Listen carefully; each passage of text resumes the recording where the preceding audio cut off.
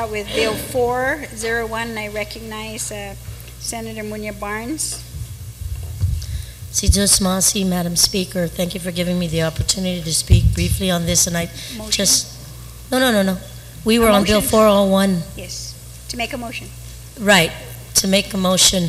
And I just want to state for the record that based on the inquiry of providing the maps for the lots in questions on Bills 401, 2, and 3, that it has been provided to our colleagues.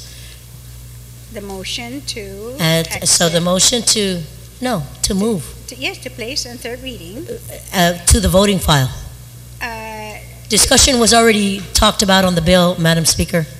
you did? Yes, Madam Speaker. We had discussion on the bill, and on the So discussion, my good colleague from Mingila had asked the whereabouts, and maps were provided to our colleagues. It's on your desk. And oh no, here they are. Sergeant at Arms, or can you please give these copies of these maps to the senators? And these are the maps for bills 401, 402, and 403.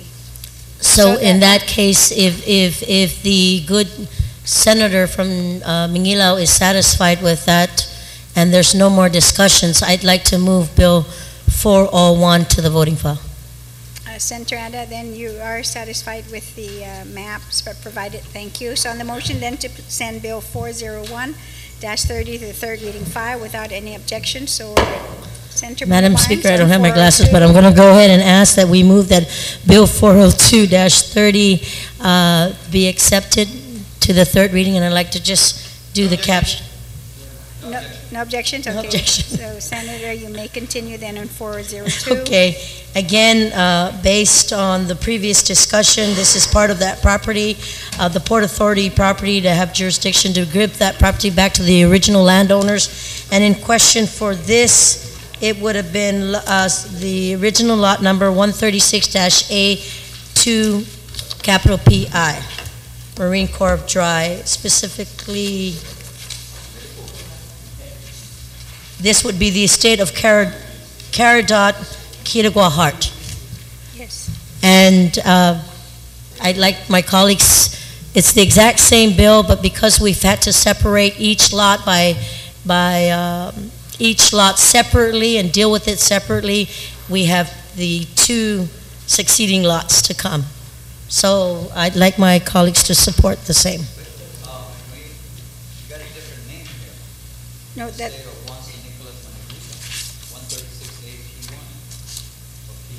402 for Bill 402. 402, I'm on 402 now. which is... And then 403 is, No, not yet. Let's just do 402. No objection. So then, being no objection to send Bill 402-30 to the third reading file without an objection, so ordered. Senator, you're recognized on 403. the same thing here, Madam Speaker. It's the exact same legislation, but then the estate would be under the Terbicio Ada Santos estate. And again, just for the record, I will read that portion of Parcel 1 south of Route 18 and continuous to the north of Opera Harbor. Parcel 6, also Marine Corps Drive on the east, specifically originated from lot number 128 PI, the estate of Terbicio Ada Santos in the municipality of Pidi. On the motion again to send Bill 403-30 to the third reading file without any objection, so ordered. Thank you, Madam Thank Speaker. you very much, Senator.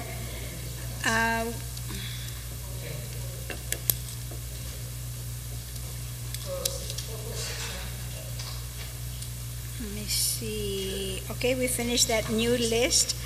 So we are on,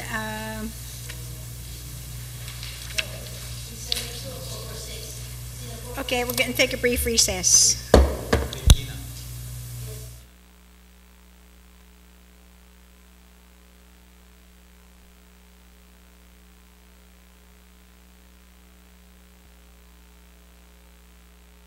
Madam Speaker, Bill 459 is essentially an identical bill to a bill that was earlier vetoed by the governor, Bill 195. And the veto was based upon the interpretation of the way that the bill was written up. The only change in the bill basically sets aside. Can we have a motion? Oh yes. Oh well, I'll make the motion as soon as I explain it. Okay. Yeah. So, the bill basically sets aside $3 million for payment to landowners in which the ORDOT landfill has encroached upon. And in the earlier Bill 190, the governor interpreted in the way we structured the bill as including other reimbursements, which, if you read it, could be interpreted that way, but the intent of the legislature was very clear that the only new use of the proceeds and the only new money that, or new project that will be financed from the proceeds would be setting aside this $3 million. And so it is essentially the same bill as Bill 195.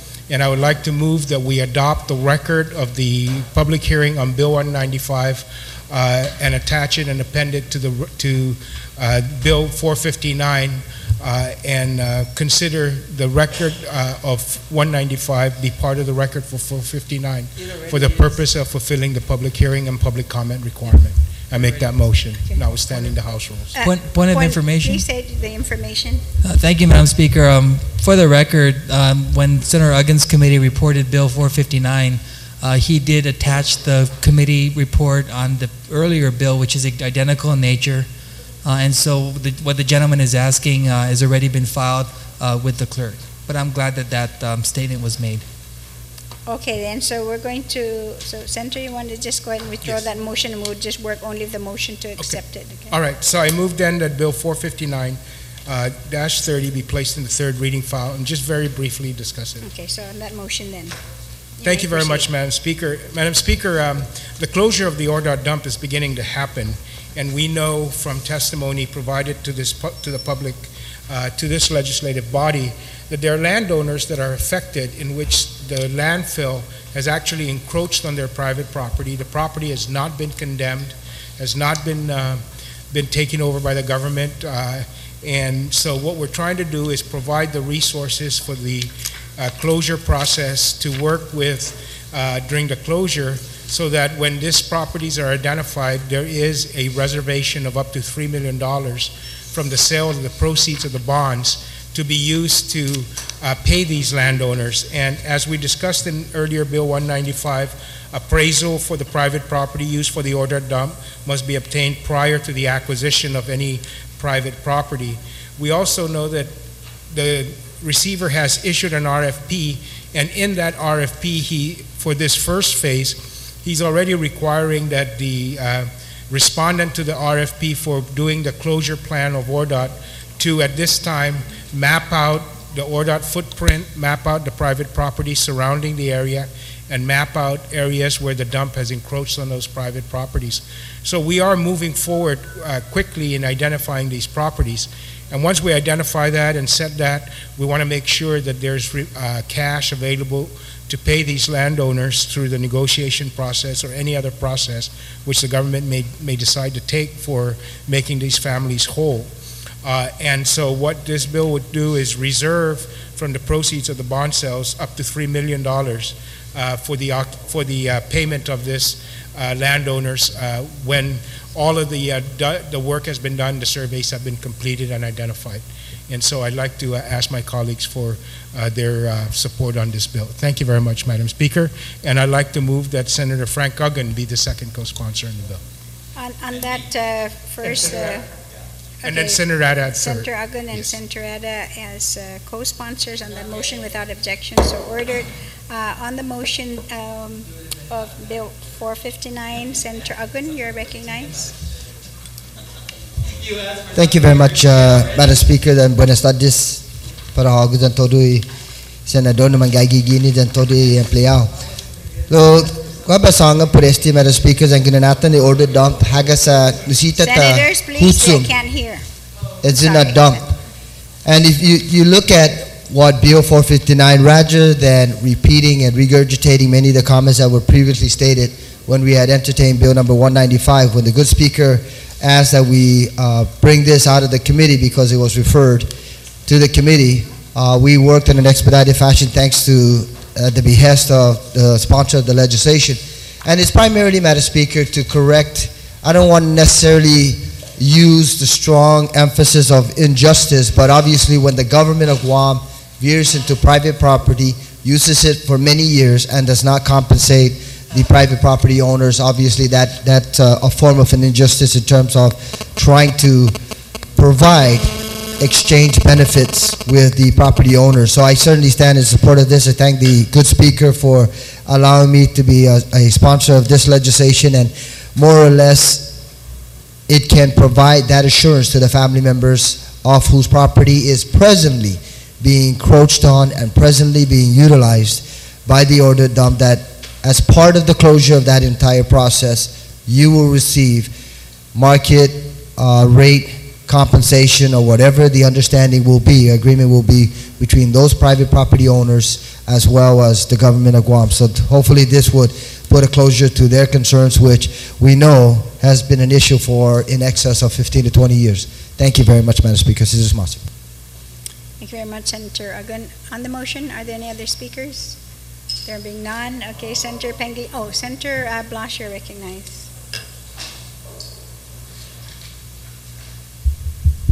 Thank you, Madam Speaker. Madam Speaker, you can please beg my indulgence. I'm sorry, Madam Jama.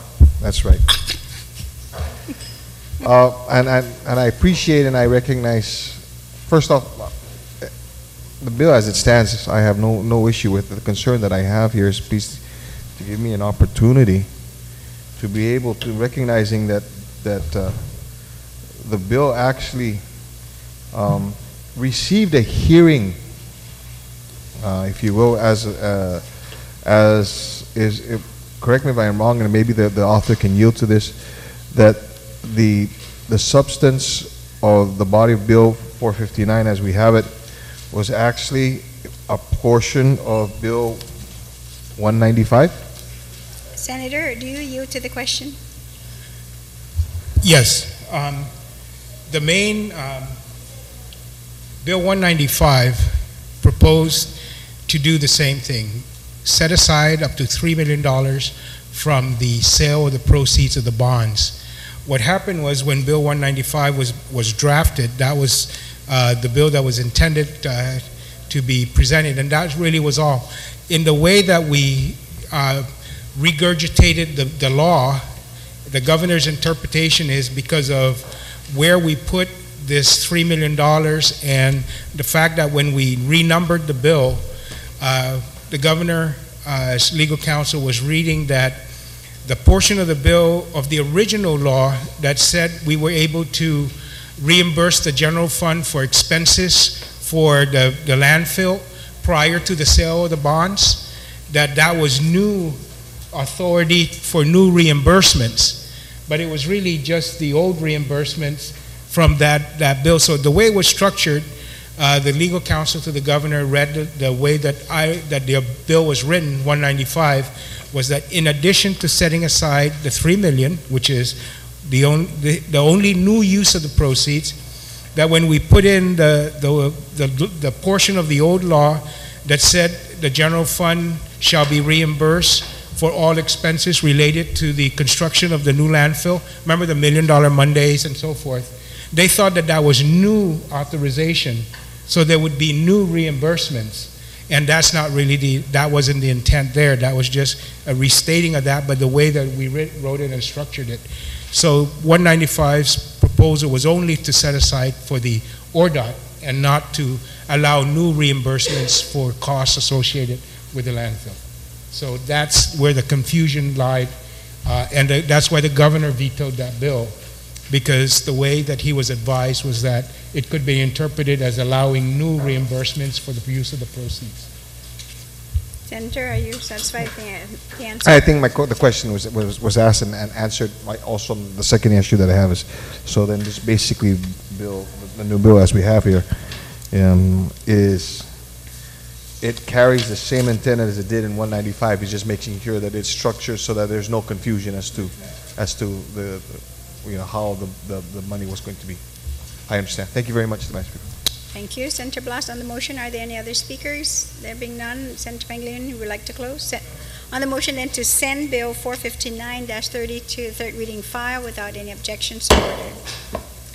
Senator Uggan, you're recognized on 446.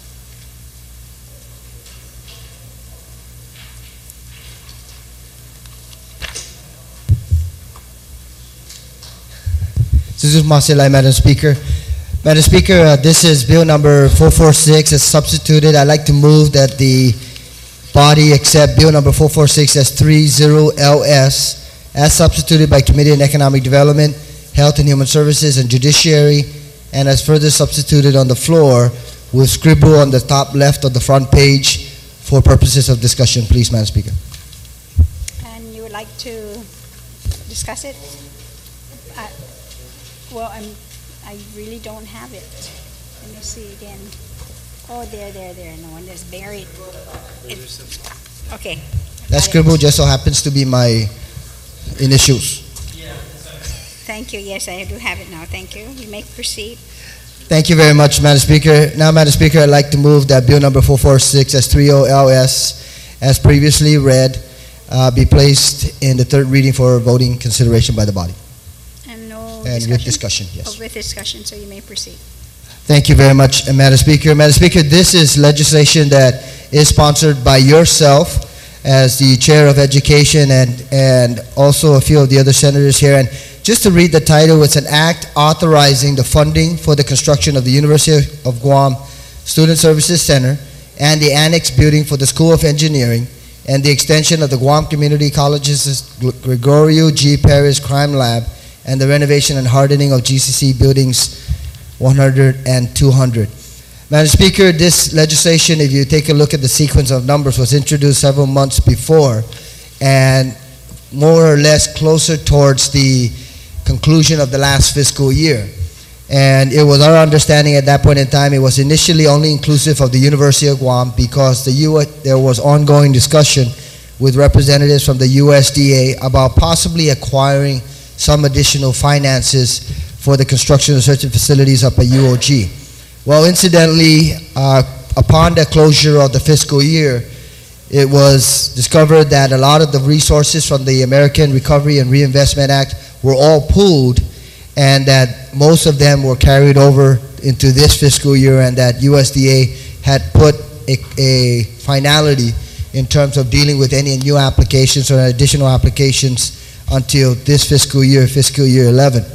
So we delayed, or we had the public hearing, and information that was provided was that in this case, the University of Guam is requesting to acquire additional financing or new financing in the amount of $22 million, of which $18 million would be allocated towards the reconstruction of the Student Services Center, and the $4 million will be provided and allocated specifically for the engineering annex. And this is part of the university's forward-looking approach in terms of trying to address some of the critical needs as we approach this upcoming military buildup.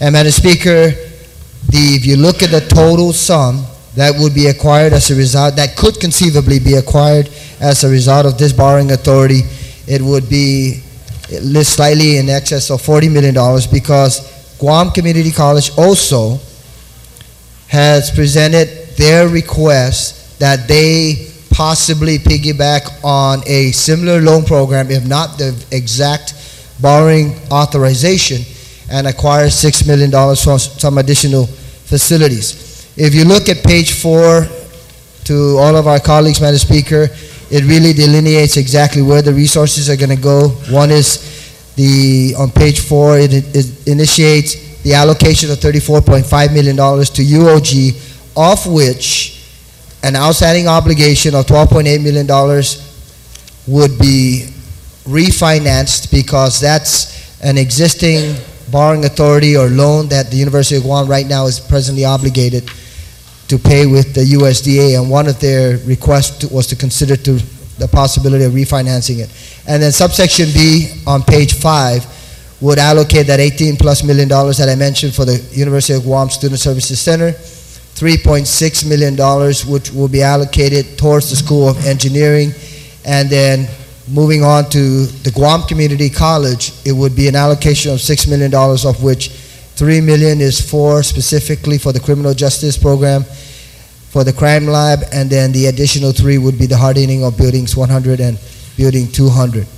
The pledge of resources, Madam Speaker, with the concurrence of the, I haven't received but the allocation right now at this point in time, $500,000, $500,000 is set aside specifically from the liquid fuels tax to pay off the outstanding obligation of $12.8 million, that particular loan, $500,000. And incidentally, that's the Leon Guerrero Administration Building up at the University of Guam. Now, the pledge of resources for repayment is found on page 5, which would increase that allocation from $500,000 to approximately 1.3, based on an amortization option of anywhere from 30 to 40 years at a rate of 4 or 5, not to exceed 5%, that conceivably the $40.5 million can be acquired specifically as outlined in this particular proposal. So it would set aside $1.3 million annually from the liquid fuels tax and allow for the use of those proceeds specifically to pay off this obligation. If you look at subsection B on page 6 and subsection C, it just highlights the pro rata allocation in terms of the resources, and then it concludes with the recreation of the University of Guam Capital Improvements Funds specifically so that these resources, these funds can be incorporated into that account, and this account would only be solely utilized to pay off this obligation. So basically, to our colleagues, Madam Speaker, and to yourself, this legislation would address some of the long-term facility requirements up at the University of Guam. Again, it's for the reconstruction of a brand new student services center and also the construction of a 4-classroom engineering annex for UOG, and then the support and expansion for the crime lab, and then a couple of buildings to be hardened up at Guam Community College. And I ask our colleagues for their consideration and the support for this legislation. I believe it's critical only because if you look at the timing of a number of factors when we're looking at the political arena in the mainland in terms of the U.S. Congress and also the allocation of resources, I believe that we can anticipate some tightening of the belts over the course of the next 2 years with the federal government, and we're certainly hopeful that this would be a mechanism that the University of Guam representatives as well as GCC can aggressively pursue some of the remaining funds under the ARA with the U.S. Department of Agriculture or other funding mechanisms that would be available. And I forgot to mention that, Madam Speaker, but the other funding options that may be available include the Qualified School Construction Bond Program or the Buy American Bond Program. Incidentally, the Buy American Bond Program expires at the end of this year. There's still no extensive discussion as to whether, in fact, that program will continue to be carried over into the next calendar year, but that was put in as part of the options, just should those resources be available after January of the upcoming year. So I ask you, Madam Speaker, and all of the senators for your consideration in terms of trying to endorse this and allow for the university as well as GCC to acquire some of these necessary resources. Thank you very much, Madam Speaker. Thank you, Senator Agon. On the motion, Senator Guthertz, you're recognized.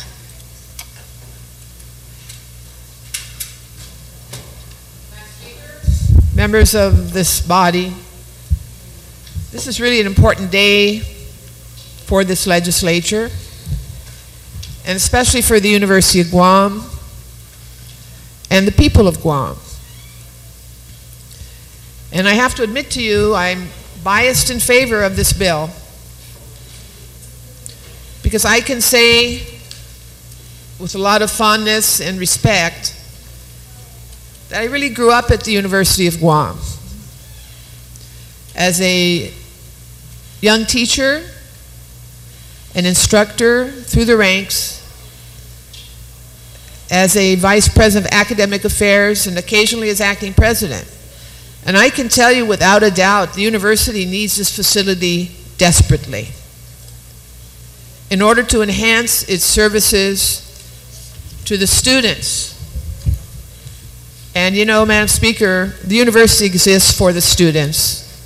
It's there to serve the students, to provide the best learning environment possible and the best services possible to the students. This facility has been needed for over 30 years. I know because I have availed of the Student Center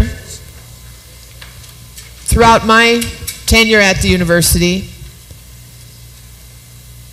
When the university was first created as the College of Guam, things were quite different. The needs were different. There were fewer students, of course, many fewer students. But over the years, we've seen a tremendous increase in University of Guam population. The University of Guam is like a little city, in fact. There are over 4,000 people that assemble at the University of Guam in any one day. Students, faculty, staff, visitors, researchers.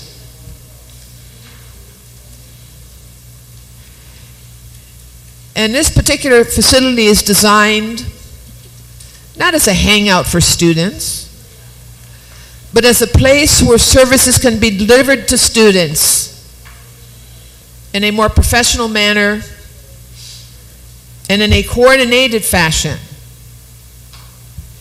A facility that will serve the needs of the students not just when it's built, but long after that. It's not a palace. It's a service delivery center. Counseling services will be provided there. Health services will be provided there. Career services will be provided there. Academic counseling services will be provided there. Student organizations will finally have a place where they can meet more than one organization at a time because they'll have more space to accommodate more organizations. There'll be expanded services for students in this facility.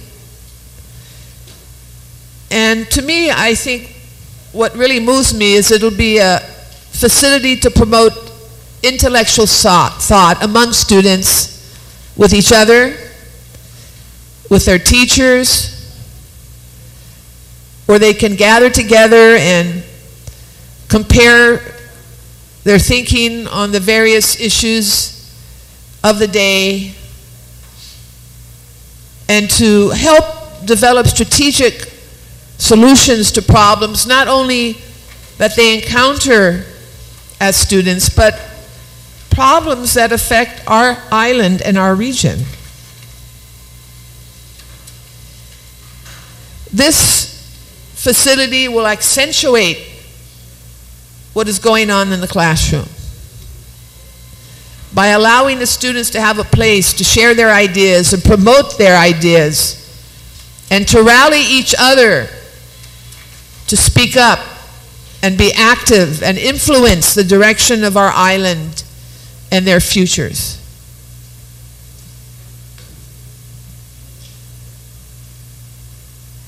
This has been long awaited, not just by the university community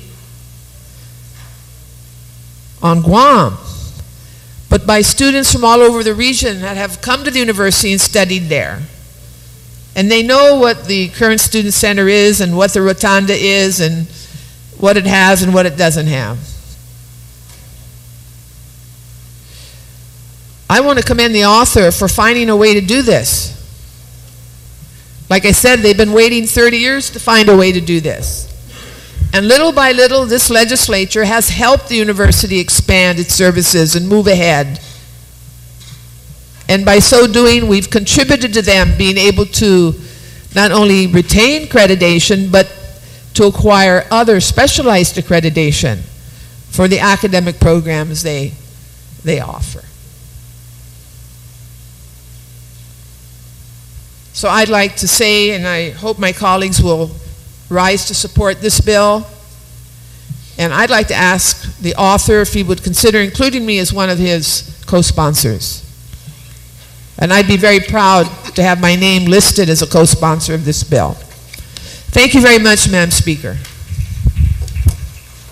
Thank you very much, Senator Guthert. So, I'm going to ask the second co-sponsor to, or I'll wait until I get down there to make that motion. So, on the motion, Senator Pangilinan, you recognize. Thank you very much, Madam Speaker. Madam Speaker, I guess I'm going to have to get up and speak and not disappoint all of those officials at the University of Guam, my colleagues, and everyone else that have already said, don't even talk to Senator Pangilinan because he's opposing this bill. And I just don't want to make them, disappoint them, or, have them be called liars. But I'm going to get up and speak my perspective on this and why I think that at this time, this is not the way to go with this bill. It was the same reason why I stated it wasn't the way to go with the original bill that set aside the liquid fuel tax to fund the Jesus Enwenya School of Business. Let me kind of just go back and give a brief history of how we even got to that point where we debated the support of the general fund and the support of this legislature for the construction of that building. I remember when former President Joe Netedog was at the university, and of course at that time I think that the Dean of the School of Business may have been Dr. Enriquez, was just coming in, getting really involved. Dr. Sajay was up there, and other members that had preceded it, and Senator Guthertz was up there. And I promised President Netedog at that time that if you are able to provide some matching funds to construct the School of Business, that I will move on this floor and find a way to support the efforts of the University of Guam to build and assist the University of Guam in building the School of Business. And of course, we had many discussions over months, and I helped and thought about ways of structuring the resources available at the University of Guam at that time. And one of the things we decided to do in our discussion was we took a look at the financial statements and where there may be resources. So we talked to the University of Guam Endowment Foundation, and we looked at what resources they had and how much they would need in support from the government of Guam to construct the University of Guam Jesus Enwenya and some of the pledges that they had. We talked to, at that time, Mr. Leon Guerrero at the Bank of Guam, who then decided that it was a very worthwhile endeavor and pledged the Bank of Guam over $1 million in support for the construction of the building. And we talked to the University of Guam Endowment Fund. They said they can contribute up to $500,000 towards the debt service. And of course, when we got all of those in a row, I introduced the bill at that time which would set aside $500,000 from the Tourist Attraction Fund, which is integral to the training, the business activity on Guam, and that we would use $500,000 from the Tourist Attraction Fund to support then the construction of the School of Business. And of course, we got some resistance, but it made sense, in my opinion, at that time. And everyone that testified, with the exception of course, some members of our tourism industry, felt that maybe we shouldn't take it from there. And the argument and the support was pretty general across the board that, look, the School of Business is going to train the business professionals that contribute to the workforce in our tourism industry. That the tourism industry wasn't going to be just about a job for the waiter or the waitress, wasn't going to be just about a job for a bookkeeper, wasn't going to be just a job for the maintenance man or the groundskeeper. It was going to be a job for the supervisor of the front office. It was going to be a job for the accountant and the bookkeeper. And then, of course, eventually it was going to be a job meant for the hotel manager or the chief financial officer. And we actually have seen individuals coming out of the School of Business with MBAs at the University of Guam that have graduated into those mid-level to upper-level management positions coming out of the School of Business to support our tourism industry. And so looking at all that, we thought it made sense. We proposed the bill. Unfortunately, the bill did not pass because of the lobbying from different sectors. And that's when another bill was introduced at that time. Actually, it would have passed. But of course, I was in the minority at that time. I think there was only 3 Democrats in the body at that time. And then another senator in the Republican majority introduced a bill that would take it out of the liquid fuel tax. And of course, that at that time, we argued that, you know, the nexus between the liquid fuel tax, collecting taxes on the sale of gasoline for the repair of our roads and the improvement of our roads, the nexus between taking the money from there for the, you know, and taking away from the much needed repair of our roads, that it didn't make that much sense really, and the nexus was better taking it out of the Tourist Attraction Fund. But of course, we were Democrats in the minority. They didn't report out our bill, and they reported out the bill that was introduced by the Republican majority. And at that time, it was Governor Felix Camacho was in this body, and he introduced that bill. And of course, all the Republicans voted. So that's really the only reason why the bill passed that took it away from the liquid fuel tax.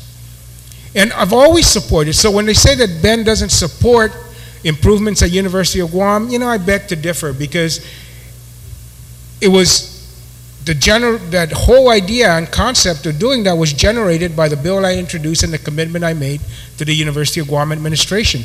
And I've continually, through the years, whether or not we agree on how we're going to do it, I have always supported improving facilities, of course, and the programs at the University of Guam. As a matter of fact, all of the improvements prior to the School of Business, the new buildings there, the College of Arts and Sciences and the lecture hall, and all the improvements had been through a financing that I had assisted in structuring in the 23rd Guam Legislature that supported the floating of $175 million in educational bond facilities issue of bonds, of which $28 million went to the University of Guam. And that's why we've progressively built new buildings at the University of Guam. And that was through a bill I had introduced and shepherded through this body. So I've always found a way, or tried to find a way to do it. And when I feel that, or I think that it's not the best way to go, I get out and speak. I'm not afraid that others are going to criticize me and you know, erroneously say I'm not supporting the University of Guam just because I don't want to do it their way, or they're going to say he's not doing it because they don't want to do it my way. Whichever way it is, I think that taking an additional $1 million or $800,000 from the Territorial Highway Fund at this time when we have so many critical needs still in the repair of our roads, or if this really is extra money that we don't need to dedicate to repairing our roads, you know, there may be, DOE might be a better recipient of this money, because DOE doesn't have any other way of generating funds. Nobody is paying $500,000 to name a school after them, or $1 million like they are the University of Guam.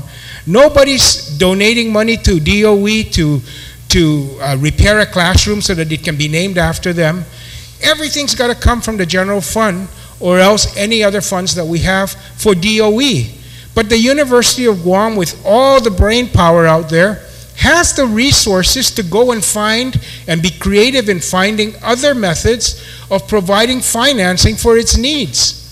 And let's use their talent, their effort, their creativity, so that if we can do it, let's do it with that kind of creativity, rather than just taking it from where we can, where there are critical needs that continue to exist for the use of these funds. We have set aside this money to repair our highways, maintain our highways. Madam Speaker, if there is indeed an extra $800,000 within the territorial highway from the collections of the liquid fuel tax. The people of Malesso have been waiting 4 years to repair 2 bridges down there. If there is extra money, let's take it and let's repair that, because they also are in dire need of services from this body, and that's why they pay the liquid fuel tax to improve their roads. But now we're going to say we don't need to improve their roads. We'll take the money they're paying and put it to the University of Guam. And I'm not saying that we shouldn't be doing that. I'm just saying that the purpose set aside for the establishment of that fund, for the collection of that tax and the assessment of this tax, let's fill the needs of that first. And if there is indeed extra money, then let's decide what to do with it. But if there is extra money, you know what? I would say, and I had a choice whether it's going to be for, you know, improvements in the DOE school system, I would put it there. I really would. Because the University of Guam has the capacity and the capability, the talent, and the resources to generate more money on its own. We're going to build an engineering school. Why don't we say, and it's going to cost $3 million. If that's all it's going to cost, who's going to be trained by the engineers? You're going to get the Navy, of course. All of the contractors from the Navy. You're going to get GWA, GPA. If it's only $3 million, why can't we dedicate $100,000 from GPA and GWA and DZSP and the shipyard and the Navy and the Marines and the Air Force, who we're going to train engineers and they're going to work for them? Why can't we just ask them for $100,000 a year and then require that the engineering graduate go work there?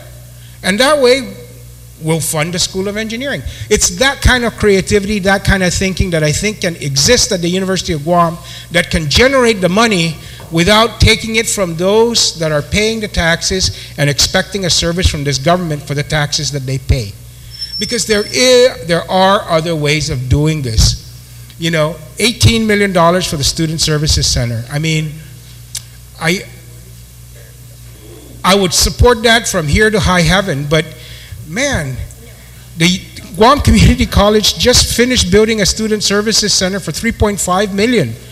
Why don't we ask Mary Okada to build the University of Guam Student Services Center, and let's say you can have $6 million and double your cost. But $18 million, 6 different development plans, we don't know where they're going to go. I mean, and yet we're already going to say go ahead and take 1.3 from the liquid fuel tax. I'm not saying we shouldn't be doing it. I'm saying doing it in this manner, for me, with my perspective of the resources that are still required and the precarious financial situation that we're still in, is at this time that maybe we should ask for more creativity from the University of Guam and its administrators and managers for this purpose of constructing this new building, building the School of Engineering, et cetera, et cetera. You know, madams, again, I want to say that and my record is very clear, that I have always supported the University of Guam. 2 years ago, when I first became chairman of the committee, we did the growth initiative when times were tough, and we increased the University of Guam. We've increased the nursing student scholarships and support for the University of Guam, even when times are tough. Even when we're cutting down the budgets of the other departments and agencies, we have found a way, as chairman of the Committee on Appropriations, to provide critical support to the University of Guam for its programs. And I will continue to do that regardless of what anybody says or what anybody thinks of my positions with regards to the University of Guam, because I'm confident that when I look at that, it's a promise made and a promise that can be delivered. And so, again, this bill at this time, we just finished paying. So, you know, we're now creating a new capital improvement program for the University of Guam. They already have a capital facilities improvement program. They already have a funding source from the excess tuition revenues and so forth. And so, again, there are many, many needs that exist for the purpose of which the Territorial Highway Fund was created and the assessment of liquid fuel tax was enacted to support those requirements for our transportation needs of the island, including mass transit. And in my opinion, those areas of services for our general community at this time are not being met with the resources that we have in that. And to take away again another 800,000 for the next 40 years, we're going to say it's for the next 40 years. So you're talking about $36 million straight off the bat, just on the principal alone, not the interest that could be generated. And you know, could somebody else use that? Could $36 million for more resources to DOE be something that is just as critical? I think so. And for a group that can't generate tuition, can't generate fees, can't generate contracts and grants, that they're not able to, and really must depend on this body for its support, I think those are the kind of questions and balances that we're all faced in here today. And we're all going to make our decision. But whatever decision, you know, is made by this body will move forward. But I want everyone to know that I am looking at this from all the perspectives that are out there, from my responsibility for the broader needs and requirements of this community and this island, from trying to provide the resources to those that don't have the capacity to generate independent resources, where I think the University of Guam has demonstrated a remarkable effort for raising revenues outside of the normal revenue stream and support from this body. And that we need to kind of urge them to work with those capacities even greater. And Madam Speaker, you know, given those things, I also would then like to maybe ask one consideration.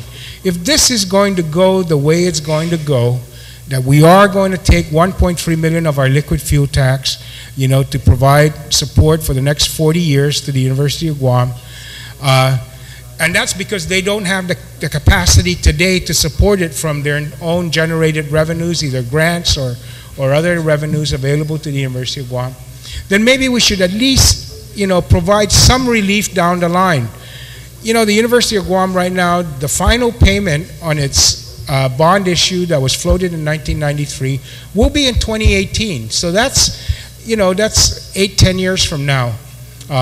So I would like to propose then that at least we amend the bill so that if this bill passes, then when the University of Guam finishes paying up on its bond issue in 2018, then it picks up this and it gives the general fund and the people of Guam back that $1.3 million to the Territorial Highway Fund, and we invest it and we make the repairs in our roads so that we can actually then take care of the services that the people expect from the taxes that they pay with regards to the liquid fuel tax. So I'm going to make that amendment, Madam Speaker, that the University of Guam will then, at the retirement of the bond from 1990, the educational facilities bond from 1993, that retirement of that portion, then the University of Guam will pick up the debt service and substitute it for the, and then make this payment for these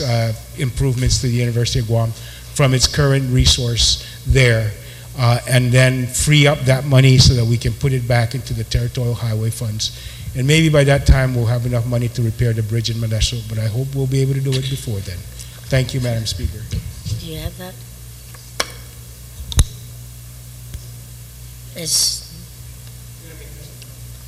We're going to go ahead and take a 1-minute recess.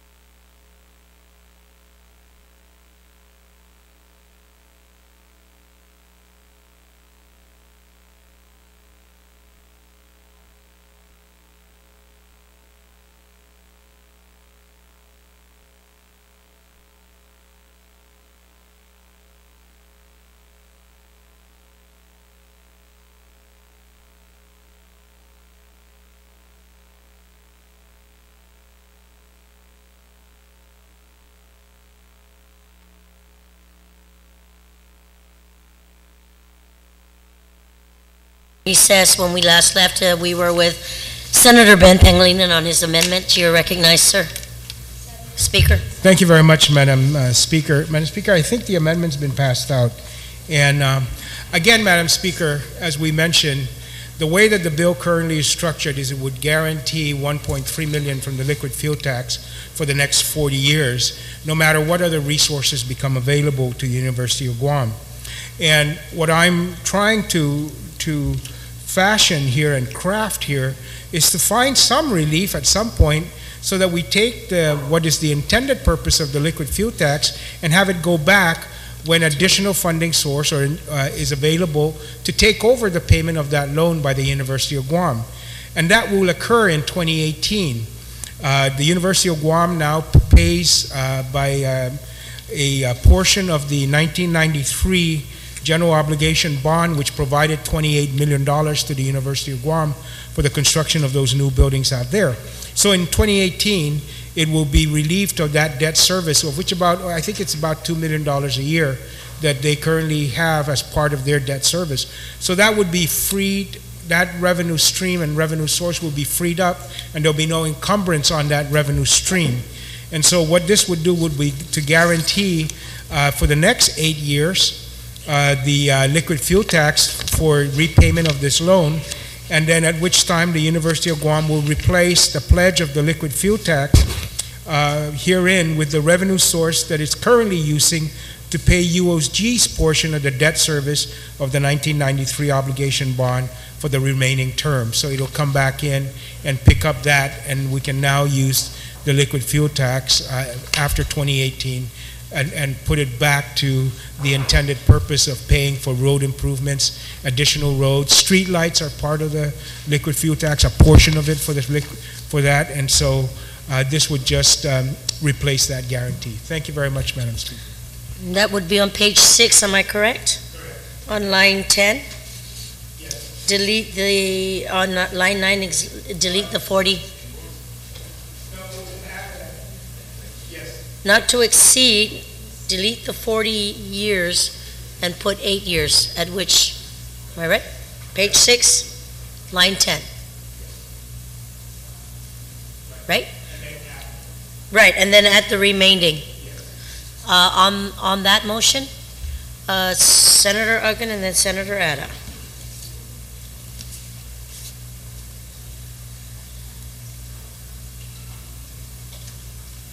Thank you very much, Madam Speaker. I want to thank the sponsor of the amendment, certainly for proffering this particular initiative. And you know, one thing about this legislative process is obviously you get a lot of experience, and as well as individuals who are very knowledgeable about certain processes that are taking place to be able to inject their perspective and other approaches to addressing this issue. And I believe that if you take a look at the amendment, Madam Speaker, which proposes to take an otherwise $2 million obligation that UOG is presently contributing towards the general obligation bond that it received many, many years ago, and use that upon the conclusion of their final payment as an additional funding source to be able to repay this loan. I think it's taking an appropriate approach to allowing for the community, and in this case the University of Guam, to also absorb this obligation internally. So in this particular case, I certainly stand in support of this amendment, because obviously if the annualized debt service is 1.3 and UOG is relieved of those $2 million annual obligation, then they will still have some sense of financial relief in terms of using for their other operational requirements. And in the same token, you know, there was one statement that was made earlier about some of our streets redirecting resources towards addressing other requirements in this community, in this case UOG, and not addressing the needs of our streets. You know, I took a little bit of a slight exception to that particular statement, only because, Madam Speaker, when we talk about looking at trying to be as creative as possible or take different approaches to addressing certain issues, here's an opportunity to be able to provide additional support to our primary, secondary, or higher education institution, the University of Guam, and also jointly to support our community college in terms of helping them upgrade many of their facilities. And I think that looking at whatever funding source may be available out there, this body has always looked at Section 30 funds to be able to utilize towards our borrowing capacity and acquiring some additional resources in the market. To me, regardless as to what funding source it is, investing in our higher education institutions is certainly an investment well worth it, despite what funding source may be utilized. But I want to thank the good chair of finance and the sponsor of the amendment, Madam Speaker, because in this case, it allows and it addresses one of the concerns that he has shared. It allows that in 8 years, at least the portion that is obligated or that is being utilized to assist and to contribute towards the UOG portion of the debt service, that of this anticipated loan or financing scheme, at least it would allow for some of those resources directly out of the liquid fuel tax to go back into its originally, that special fund's originally intended purposes, and that is to support our community by enhancing and upgrading and expanding and reconstructing some of our secondary and tertiary roadways. So I certainly stand in full support of this, and I thank our good colleague for proffering it and certainly contributing towards another mechanism in terms of identifying a funding repayment source. This is Masi. Buen provecho, Senator Roggan. Senator Ada, you're recognized on the Pangilinan amendment. Thank you, Madam Speaker. I have some concerns about the language here, in that the proceeds from the liquid fuels tax will only be made available for 8 years, and then after that, the UOG is going to have to replace that revenue source from another revenue source, which we are presuming will get freed up 8 years from now, and it could very well be. I'm concerned, though, that by putting in this amendment, we are putting in that degree of uncertainty which could very possibly jeopardize the viability of getting this, the financing for these facilities, because of this uncertainty that, it's only good for 8 years, because we're assuming that this other funding source is going to get freed up and it will then replace that. Personally, I guess from a more pragmatic standpoint, is that, let's use the liquid fuels tax to get this project moving. And then I think, as committee chairs, if 8 years from now I'm still committee chair for transportation, public works, you better believe that committee chair better be looking for where the liquid fuel taxes are going to. And if it appears that in fact the University of Guam is getting a free ride when it could be using its own resources, then I think movements will be made to in fact actually try to change things at that time. But I feel, let's cross that bridge when we get to it. Let's get this project moving. Let's take out whatever kind of uncertainty there may be. Now, earlier, the mover of the amendment, suggested that if we didn't have to put this 1.3 million out for the ULG projects, we could be using this money down in the south to reconstruct the bridges, the 2 bridges that's down there. The fact of the matter is that there's already federal funds allocated for the construction of those projects. And the only reason why it has taken so long is because of the administrative, I guess, the oversight insofar as, do we need a right-of-way manual? We went through that drill, it got vetoed, and at that time was when we found out reasons why it got vetoed, that because of a certain provision in that bill. Notwithstanding, all that has now been resolved. That's behind us. Federal monies are available for those bridges. If we're suggesting that if we had this liquid fuel tax, this 1.3 million, we can then begin repairing the roads down in the south, the fact of the matter is that we don't have enough money in that liquid fuels tax to be able to, first of all, purchase the property rights which that road traverses down to the south. Because if we did, then federal funds could actually be used to construct that road. The other argument is that if we had this money in the liquid fuels tax, we could do all kinds of neat things, to our roads. And the fact of the matter is that over the next 5 to 10 years, we're going to get hundreds of millions of dollars, not just to repair our roads, but to actually reconstruct them and improve them and expand them so that it serves our island better.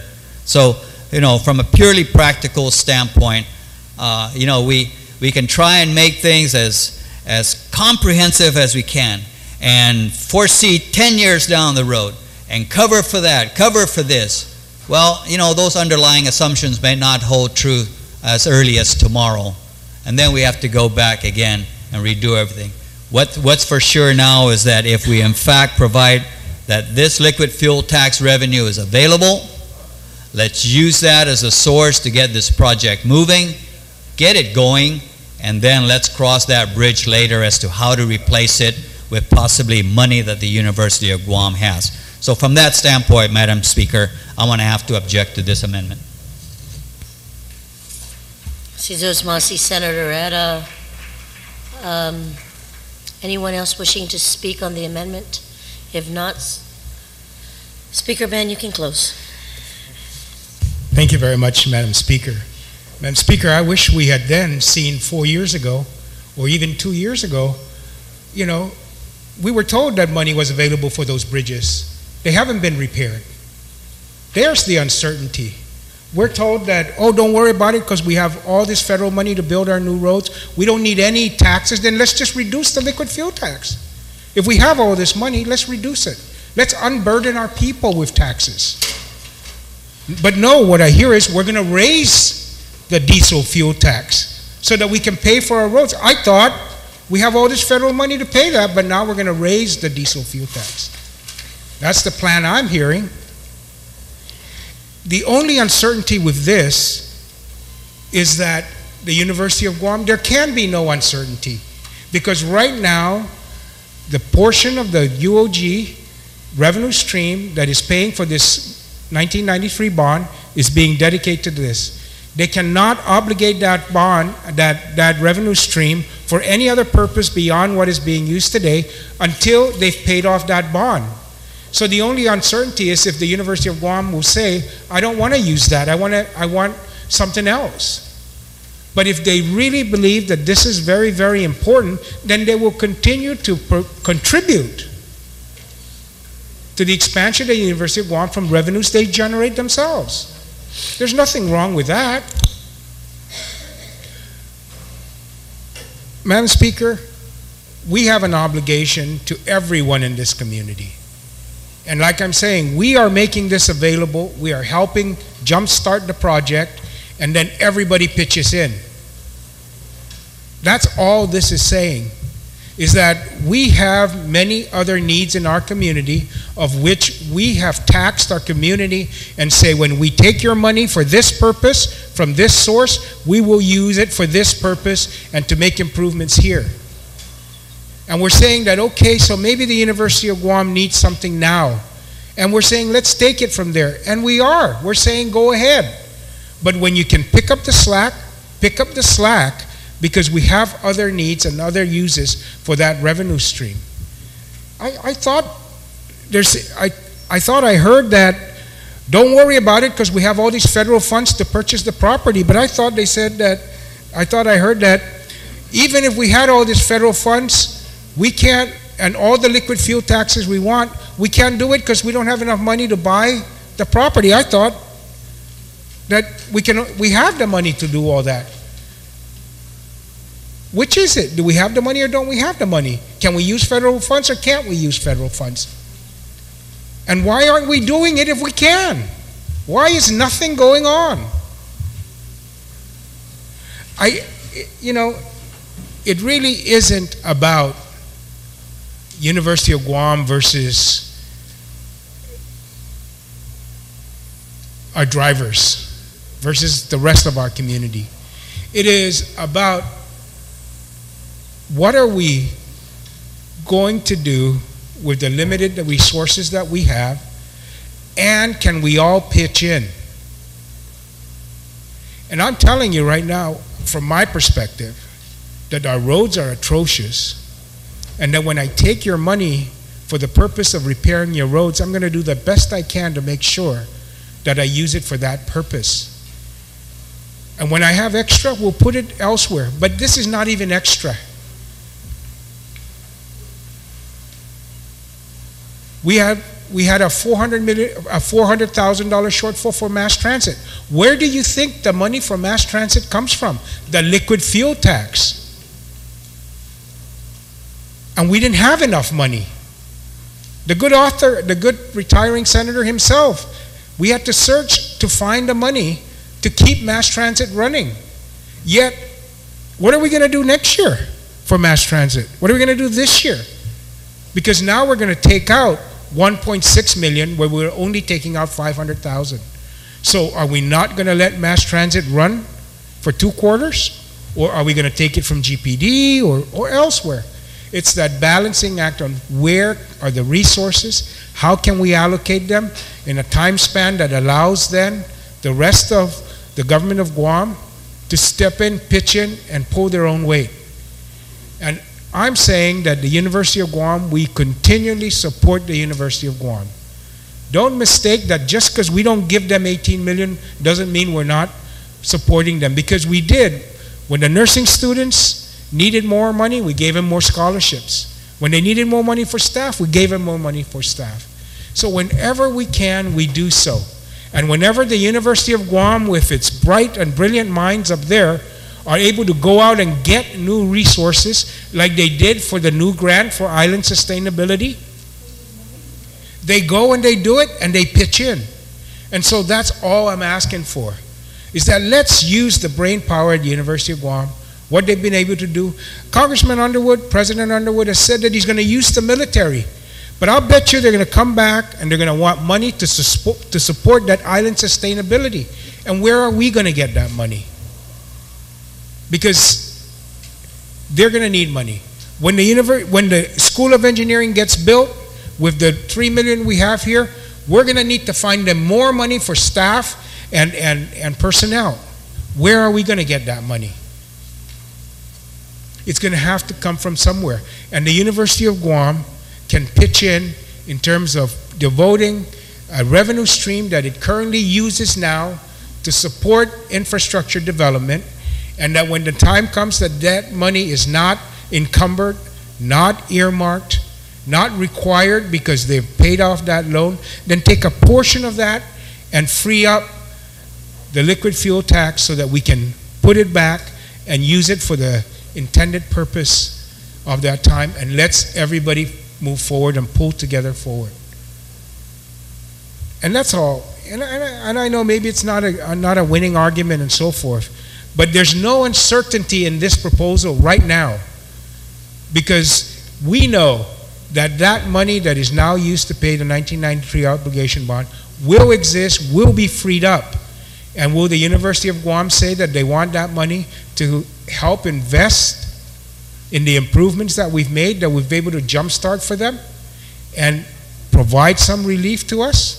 They'll still have more than enough from the current debt service to what they would pick up, and will have additional revenues to make other improvements and leverage that money. So, Madam Speaker, there is no uncertainty in this, because we know that that money will be available, will be unencumbered, and it will be then the University of Guam would only say, I don't want to.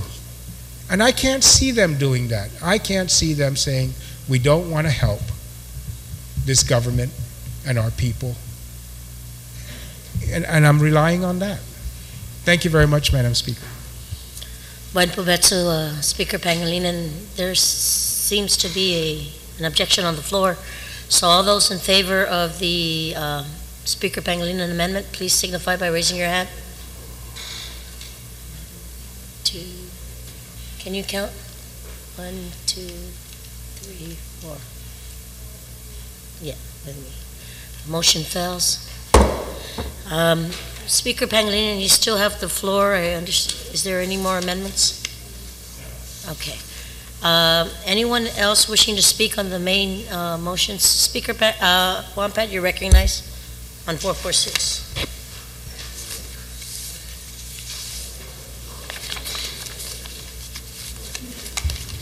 Thank you very much, Madam Speaker. Madam Speaker, I listened intently to our colleagues and the debate about whether this would be the right time, whether one, we have the money, two, we have the money in the future, and how monies, of course, these monies can be used elsewhere, and the relevancy of the highway taxes being used and for other purposes other than just for the highway. And I know one of our colleagues had indicated that that was a question that he wanted to ask, and I might as well just answer it before he even asked the question, is that although it is for highways, it is not necessarily for primary highways, because all of that is being addressed by the federal government. And as we all know, is that because of the military buildup, that a lot of federal dollars are coming in specifically for that. It will be used primarily for secondary and tertiary roads. And if by chance, of course, this is a risk, we're all having to take, is that because of all the talk of the military buildup, the number of people that will be coming on island, the amount of money that will be coming into the community, and then in 8 years when this loan has matured, that by then, we're anticipating then that we would be at 8 to now be 2018 exactly, the buildup should actually commence on 2014, that hopefully then we would be able to realize additional funding source so that we'll be able to address some of the shortfall that we're experiencing. One of the things that the government has failed to do, and for many years, and rightfully so, because monies were just not available, and that has been to invest not just in facilities, but in our educational facilities. Fortunately, I know with DOE, we're able to use compact impact money so that we're able to build 4 or 5 schools. Now we've actually built our first school through a loan with JFK, and then with Okadu, we've actually authorized the government, Gita, to go out and look at other revenue sources, other loan opportunities to be able to do this. And the one great thing that's been made available to the territories and the states are monies from the Qualified Construction School Zone, and then there's the Buy America bonds, and through the request, yes, of some of our members here, we were able to make, the chairman was able to make the amendments to include those 2 other options. And then, of course, the third will be the USDA loan. And the one great thing about these type of loans is that they are backed by the U.S. Treasury, and that many times the interest rates are very low, especially with the Qualified Construction School bonds. Those you can almost get them almost at a 0% interest, and we would just be paying for principal and not for interest, because then that will be paid by the U.S. Treasury. And that's the same thing with the Buy American bonds. Now, there's nothing guaranteed, of course, just as much as what we're authorizing the university and GCC to do, to go out to get the loans. It just depends, of course, whether one, I know we're going to have to compete with USDA, with other states. We know that. We're also we would know even next year when the majority would get in U.S. Congress also, whether their intent is to continue to even fund for any one of these programs. But we just don't want to take a chance and not include it, because just by chance those bonds could be again appropriated by the U.S. Congress. The time actually, Madam Speaker, is that I know we say it's not, the money's not there, but the need is there. An immediate need is there. There are going to be a lot of changes going on. There's going to be need for professional individuals in our community, and where then we would be able to get those workers from, and that would have to be at the University of Guam. When I speak to students right now in high school, the one thing I always tell them is go to the university, go back to school, go attend the school, because by the time you graduate, you'll be the first that will be hired by private sectors, by the military. And right now, whatever engineers we have, they're currently being picked up by these professional organizations or companies. They're actually being hired by the military as well. So we're starting to see no longer the brain drain where students will go to the United States, to U.S. universities to attend school, because then the degrees are available there and not at our university. But the brain drain is actually happening here, where they're being pulled from even the public sector and are going into the private sector. And you know that the government is going to be in need of having these professionals, all types of professionals, at the government level as this military build-up, takes place.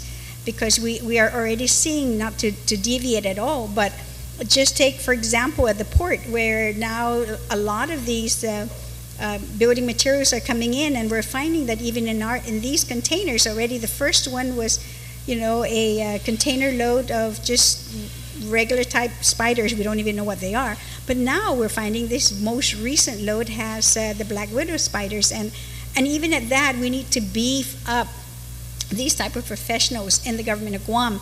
And where is the best place right now for us to be able to help our young students, our people here in the island, to get this training other than the University of Guam? Now, it's very difficult with the USDA to be able to go out and just get a loan for student center. But the creativity of the University of Guam, then, at the same time, rather than having to build several types of separate individual freestanding facility, is to actually have one facility then to house all these different types of services that we provided, and you make it your student services center, because that will be then the heart of the university, where it focuses on the student needs. So we're not just talking about a regular center where currently we have the bookstore, we have the cafeteria, the financial aids office is there. But now we're going to try to bring in others. Student life, yes, is there, the career development, but you'll be able to bring all other services into this one facility. And by building that one facility, of course, we're not all contractors ourselves, but you build a house, and when you build one house with 4 or 5 bedrooms, whatever it is, it's going to be much cheaper than for you to build a house of a 2-bedroom house. Then you go build another one for a 3-bedroom house. It's going to cost you almost double or triple that amount, and it's based, of course, on other construction. How should I say that? I don't know, I'm not a construction person, but there's the foundation that you have to build, the 4 walls that you're going to have to build, and the pouring of the roof, and coming back a second time to do that, or even doing an extension, is just going to be far more problematic. So in this sense, then, that's exactly what it is that the university is considering with this Student Services Center. Then in addition, of course, there is this annex as well that really is needed for the growth and development of not just the university, but more importantly for the island of Guam.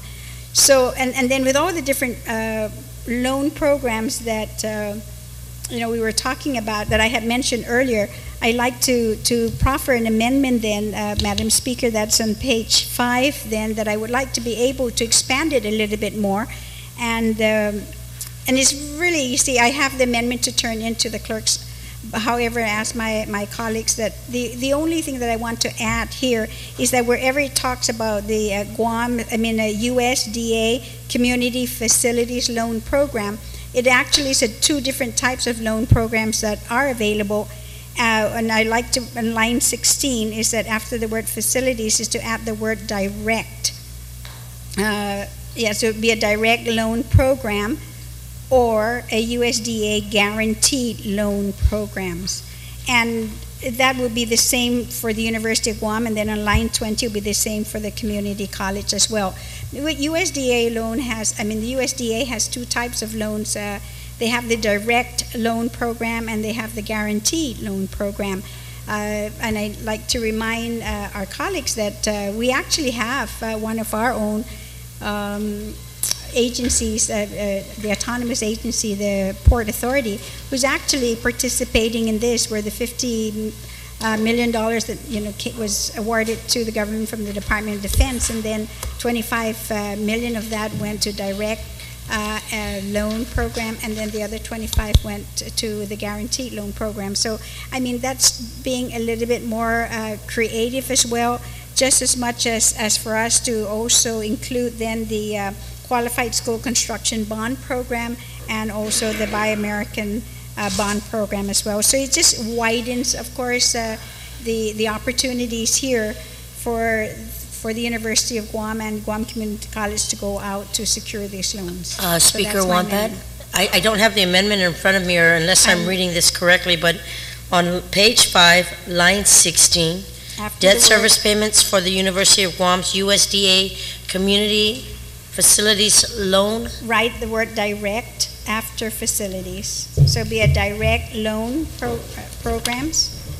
So after the word facilities, it would be direct? Yes, direct. It'll be called direct loan programs. Okay, on And- that motion? And then, no, then there's an or, USDA guaranteed loan programs.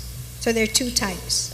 And I have it here for the clerks. So it would be of Guam's USD Community Facilities direct or US? No, direct loan programs. You're adding the word direct between the words facilities Right. and loan. And then add another couple of words, or USDA guaranteed loan programs. Then it will continue, or other available financing programs. On that motion? Does everybody understand that? Are there any objections?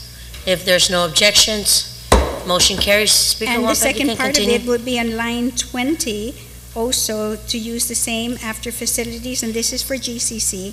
It would be, again, facilities direct loan programs or USDA grant guaranteed loan programs, and then continue on or other available financing programs.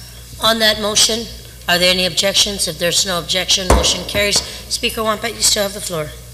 Thank you, Madam Speaker. Madam Speaker, I realize that this is a topic, of course, that every one of us, have taken and have, considered very seriously the pros and cons of having, to do this. And I realize where the chairman of the Office of Finance and Budget is concerned about, because he is tasked with having to determine exactly how much revenues are coming into the government of Guam, and how then he would have to be able to divide, the monies that we receive based on priorities. And I know that we've made it a priority already by law that education, public safety, and health are considered our priorities. And every time we do this, and I thank, of course, the chairman, is that every time we do the budget, at least, under his direction, is that always the first budget that we actually consider will be, the first departments and agencies that we consider really are education. That means the Department of Education, GCC, and UOG. And then from there on, then it will be public safety, health, and then we consider all the other departments and agencies. That's the message that this legislature, has sent out, that these are our priorities. And I think that what we're doing, although sometimes we may think may not be the best use, because yes, we are limiting what is available from the highway funds, but these are, I realize, hard decisions that we have to make, now and further down the line, if with the additional people who will be coming on island and the additional taxes that will be paid, we'll be able then to replenish these monies, and then from those, then we'll be able in 8 years to be able to redirect some of those additional monies then to other programs, and yes, and more than likely to have them continue to be used for our secondary and tertiary roads. Thank you, Madam Speaker.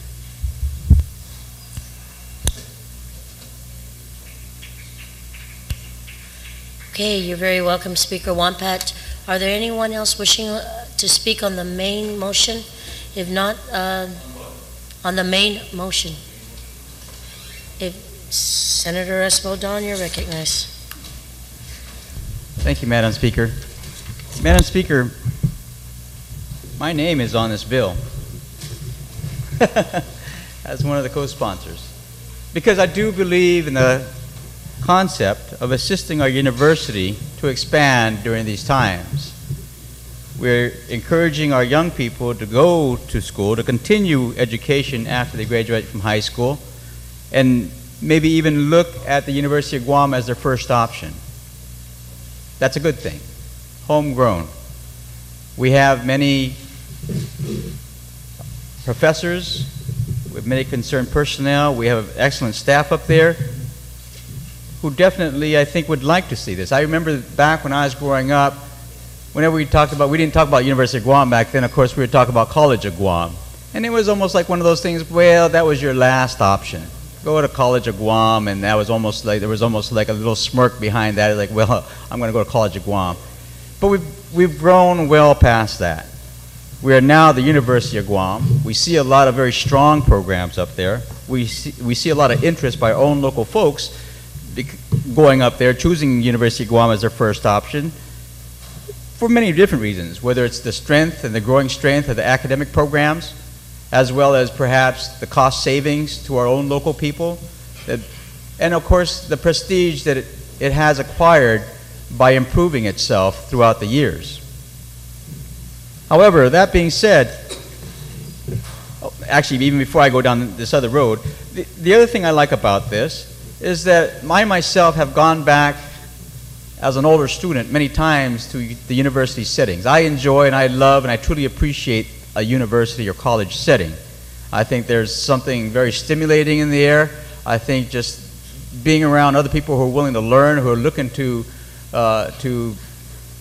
enrich themselves, really brings something, at least to me personally. It adds to my own educational experience. And I've always enjoyed it. Since I was a young boy, that's all we talked about at the Sunday breakfast table, where we're going to go to college and what we're going to do later in life, and how we should always appreciate education, because it doesn't stop once you get a degree or a high school diploma or a college degree. It's a continuing thing throughout your life.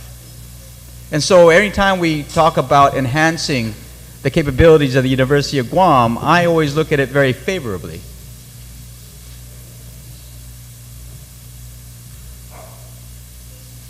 Oh, thank you, Madam Speaker. I'm sorry.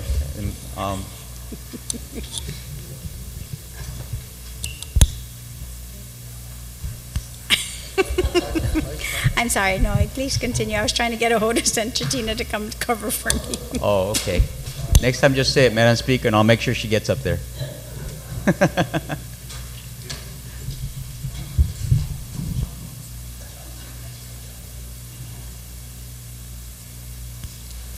Please proceed, Senator Esmaldon. Madam Speaker, you know. But anyway, I guess the gist of what I really want to say is that I do have a concern that was raised by our good colleague, the former speaker from Barrigada, right? And having been the oversight chair of the Department of Public Works, understanding the road difficulties that we have and the challenges, and so and understanding the argument that he proffered, and that was that we actually created the liquid fuel tax specifically to address a lot of the road problems. And there are still many problems out there.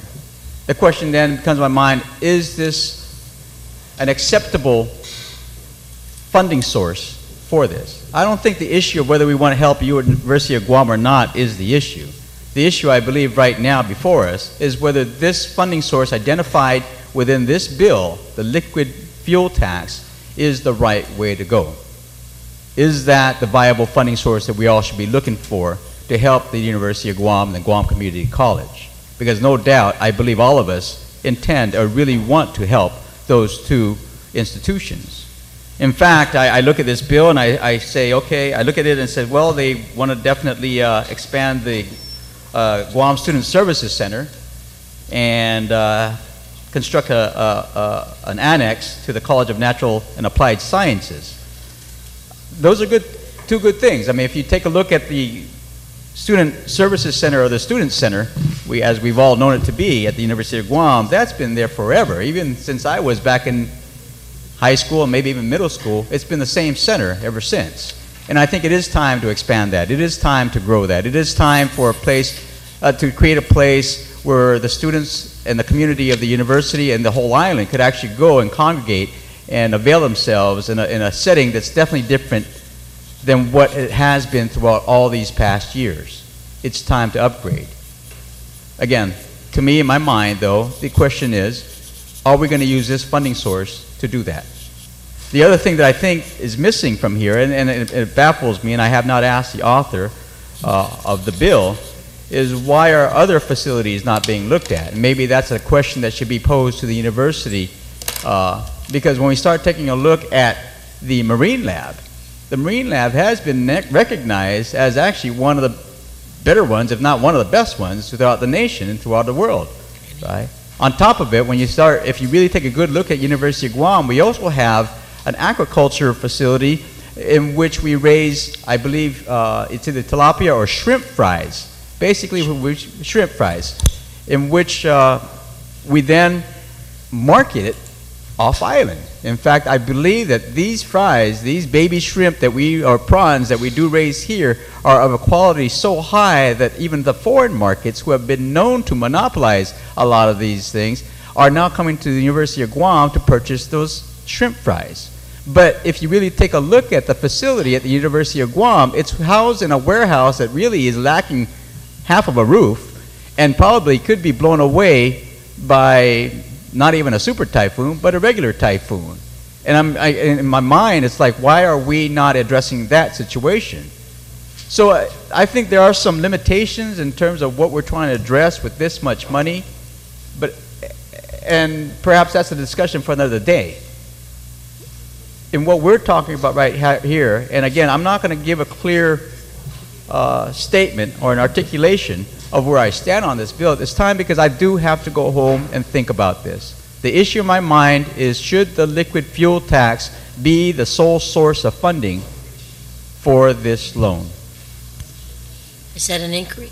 No, and that's the inquiry. Well, yes, it is an inquiry, but it's an inquiry for myself over the weekend, in which I can answer, at which I hope to arrive at an answer to by the time we vote on this bill, and that will determine the vote for me. Thank you, Madam Speaker. Si Diyos Masi, Senator Espaldon. Is there anyone else wishing to speak on the main motion?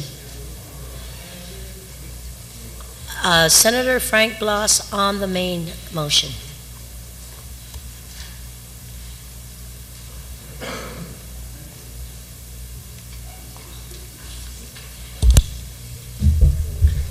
Thank you, Madam Speaker. Madam Speaker, I've been sitting at my desk here and just listening to the conversations that have been going on with regards to my primary concern here is the funding source.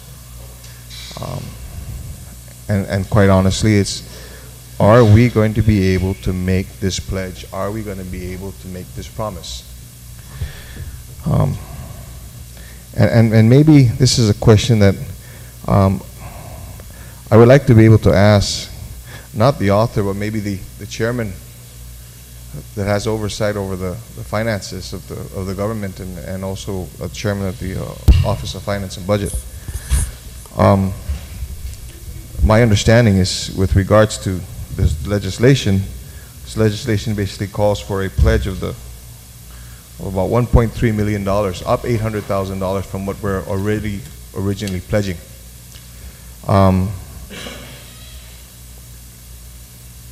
And the question is, what other services do we provide, or what other services are we paying for with this liquid With the fuels liquid tax? fuels tax?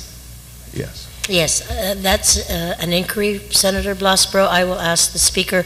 Speaker, can you Ben, would you like to answer that as the Finance Appropriations Chair? Or maybe before we do this, is how much have we been average taking in the last 2 fiscal years, and how much do we anticipate taking in this fiscal year? Speaker Ben, would you like to answer that? Yeah, I think the liquid fuel tax generates somewhere between $10 and $12 million a year. And I'll tell you the difference between this bill and the current pledge of revenue of the $500,000 is that the $500,000 that is now pledged is from the surplus of the liquid fuel tax. So the way the liquid fuel tax goes is, of course, we have the bond issue, which we have to pay the debt service on for the improvements of the roads that we sold those bonds for. Then it goes to paying for the Division of Highways at Public Works. So the Division of Highways that takes care of highway maintenance then gets its share. Then it goes to the mass transit, to the village streetlights fund. Portion of it goes to the village streetlight. Then it goes to mass transit. And then after that, if there is a surplus in the revenue, then it goes to this pledge. This changes that now, because back then the pledge was only if there's a surplus. This one changes it. And so this one now puts this all the way at the front end only after the bond issue. So first we pay the bond issue, then we take 1.3 million and pay this debt service. And then if we have enough money left, we pay for the employees of the highway division, and we pay for the maintenance of the highways and the roadways, and that includes our primary roadways. It's not just our village streets. Then it goes into the village streets. Then it goes into the mayors, because part of this comes from, and then, so all of these guys now go to the back end. So where we were giving mayors from the liquid fuel tax for upgrade of the village streets, that now is only after we pay for this bond issue. So there's a difference in how we're structuring this guarantee from the current guarantee. And so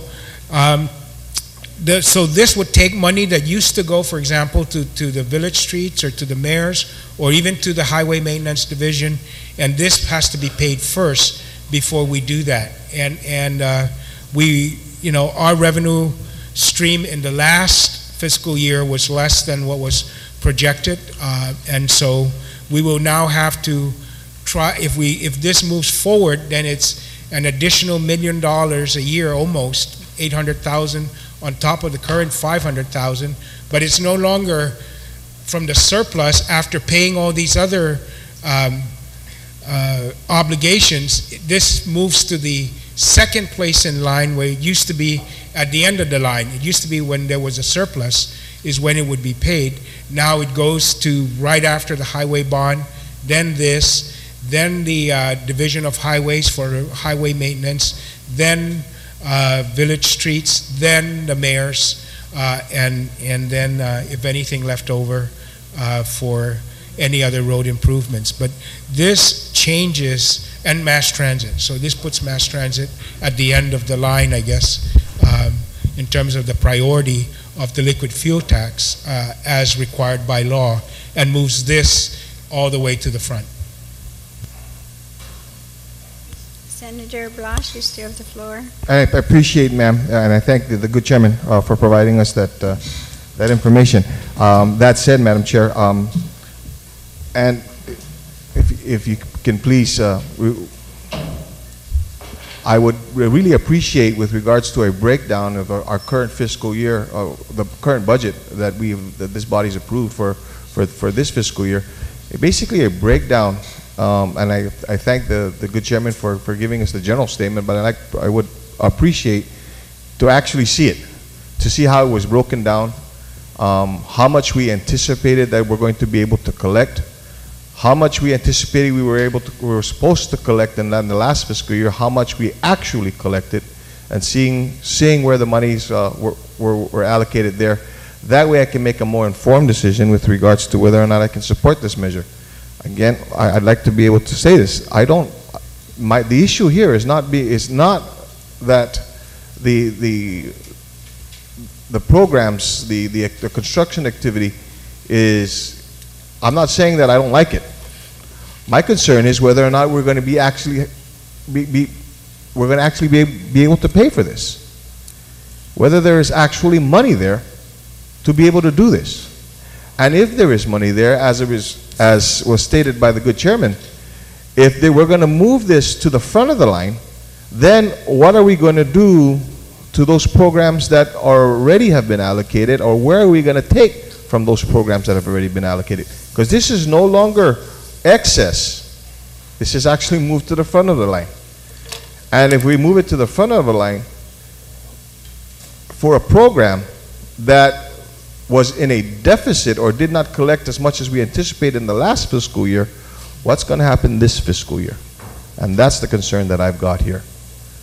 And so before I make that decision, I can make that decision on whether or not I can support this bill, I'd like to be able to see those numbers. Thank you, Senator Blas. On the motion, are there any other speakers? Then I will ask the Madam Speaker, are we going to be able to get that? Senator Pangilinan, will you be able to get that information? We're going to take a brief recess.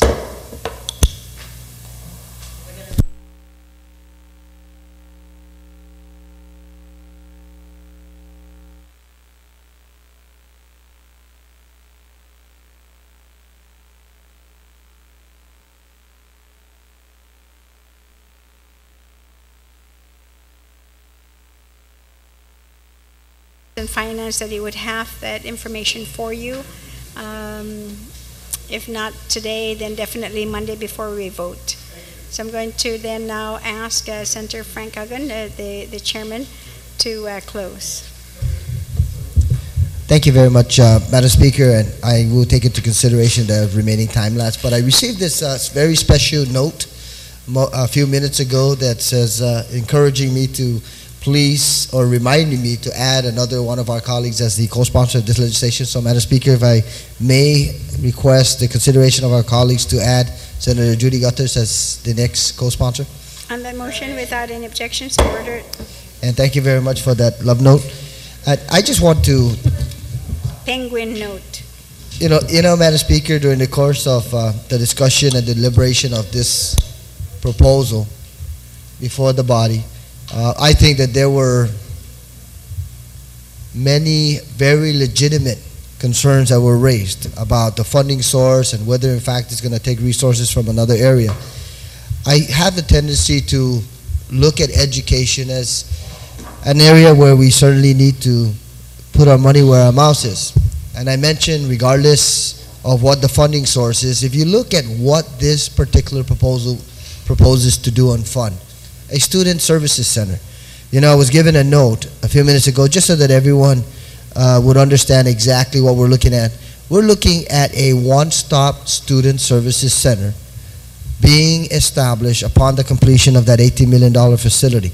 Right now, you have the student government, you got the student life, the student health, the student counseling, the post office, the bookstore, the cafeteria, and thanks to a number of individuals who are knowledgeable about the expansion, this new facility would include all the existing services, and inclusive of the cafeteria, and expand it to include the TRIO program, which is the Outward Bound, the student support, the AmeriCorps, financial aid, the admin records, and several other facilities that would be more accommodating to all of the University of Guam students. And I think that that's always the right direction to take. You're looking at that, and then you're looking at financing the engineering facility of 4 additional classrooms, and then also GCC expanding the regional crime lab and providing additional space and resources. I think that this is really an investment in our higher education. And I encourage our colleagues, and I ask our colleagues to please consider during the course of the weekend about this investment. We know and that there have been some concerns raised about the funding source, but the reality is we've got to be able to invest in our education, higher educational facilities, so that at the end of the day, our people can also be encouraged to be educated there. And I don't know if there's going to be a need for any disclaimer, Madam Speaker, but 2 of my children are presently attending the University of Guam, and they've been enjoying it over the course of the last semester, and also my oldest boy, who has been attending that for the last year and a half. So I want to commend and thank all of the professors and the administrators there, because they've done a great job in preparing the institution for, at least in my case, my personal experience for the education of my 2 children. So thank you very much, Madam Speaker, and please, colleagues, I ask for your consideration and your support for Bill number 446. Sinzus Mas. On the motion to send Bill 446 to the third reading file without objection, so ordered. We have, but although I'm trying to find my copy, recognize one more bill. We're finishing off the bills on the agenda. We have one more bill. That's Bill 54, and the author is Senator Calvo, but I need to get a copy of the bill. Yes.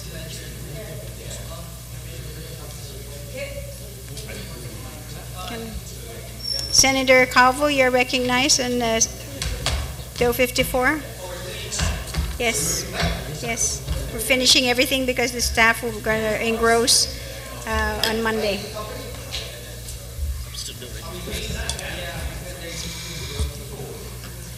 Okay, Senator Calvo, you're recognized. Yeah, thank you, Madam Speaker.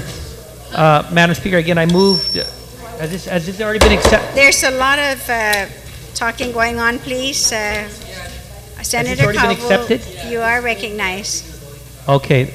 Then, Madam Speaker, I'd like to move on Bill number 5430 as substituted by the Committee on Economic Development, Health, Human Service, and Judiciary, and further substituted on the floor and move to place this on the third reading file. And of course, I'd like to discuss the matter. And you may continue then.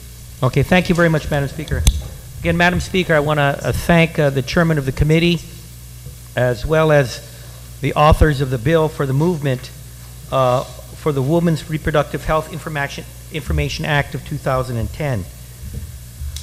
As you know, these past few years, this legislative body has introduced legislation dealing with, again, a very sensitive and issue on abortion and also the woman's right to choose.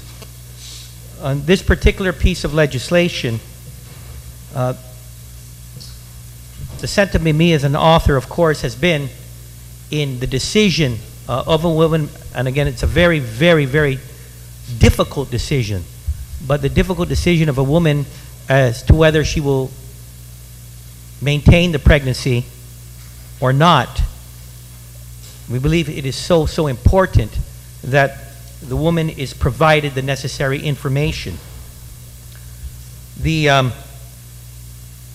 movement of medical science over the past few years, and of course in issues dealing with patients and their right to know information, it has become the trend in even over-the-counter medication that information is provided to prospective either patients or users of medication on information in regards to either a medical procedure or the use of medication, both either prescribed or over the counter. In that similar vein, in this very, very difficult process in which a woman needs to make a determination on whether she will have an abortion, I do believe that this legislation is paramount. Number one, of course, if you are an advocate and believe that life begins at conception, then also understanding that with Roe versus Wade, this is a woman's right to choose. But because we are dealing with a life, or you want to call it a proto-life, it is important that that decision is made and the woman and the prospective mother is fully aware of both the medical and psychological impacts of that procedure. Madam Speaker, again, I'm asking for my colleagues' support in the movement of this legislation, not only because I do believe it is for life legislation, but also it is information that a prospective patient needs to make a decision that, as history has shown, there are serious medical and psychological impacts that could or may occur after a decision has been made for this procedure. Madam Speaker, I want to again thank the committee, but I do want to add there are several amendments I need to make. And they're really not amendments, more that in this bill that has been substituted on the floor, in particular to provisions indicated in page 6, which is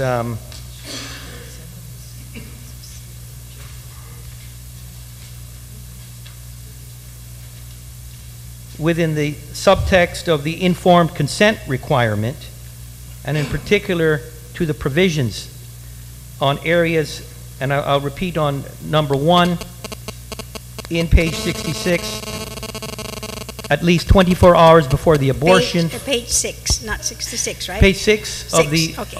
of the Oh, I substitute. thought you said 66. Oh, 6, page 6, I'm sorry. Okay. At least 24 hours before the abortion, the physician who is to perform the abortion or the referring physician has informed the woman orally and in person of the following. And of course, there have been notations on the information. Number 1, the name of the physician who will perform the abortion. 2, the medical risks associated with carrying the child to term. 3, any need for anti-Rh immune globulin therapy if she is Rh negative, the likely consequences of refusing such therapy, and the cost of the therapy. And within the context of this area, there has been a lot that has been taken out from the original bill, and I would like towards putting amendments to place these in consideration of the body to put them back. But I do have the first amendment, and I don't know whether you need it to be written, because the first amendment would cause there to be consistency with item 2. And in item 1, where it says at least 24 hours before the abortion, what has been taken out from the original bill, and up to 30 days. So we do have that provision on number 2, where it says at least 24 hours and up to 30 days before the abortion, which are in lines 15 and 16. In this substitute bill, which are in lines 3 and 4, in the substitute bill, they took out the up to 30 days, and I'm not too sure why, but for consistency's sake, I would like to provide that amendment so that it would read at least 24 hours and up to, and I would add, and up to 30 days. And then, of course, continuing on with the language currently before the abortion. So it's not in written form, but if I could place that in written form if required. Okay. I will allow it. It seems short enough. So what it is on line 3 on page 6, after the word hours, 24 hours, add the words and up to 30 days. And then it will continue on before the abortion. Is that correct, Senator Calvo? Yes. Okay, on the amendment, Senator Guthertz, page 6. Madam Speaker, I don't understand the need for 30 days. Can someone please explain that to me? So you're asking the question then of Senator Calvo. Can Senator Calvo, do you yield to the question? Yes, Madam Speaker. And again, this is again to set certain time limits. Again, so there is no ambiguity.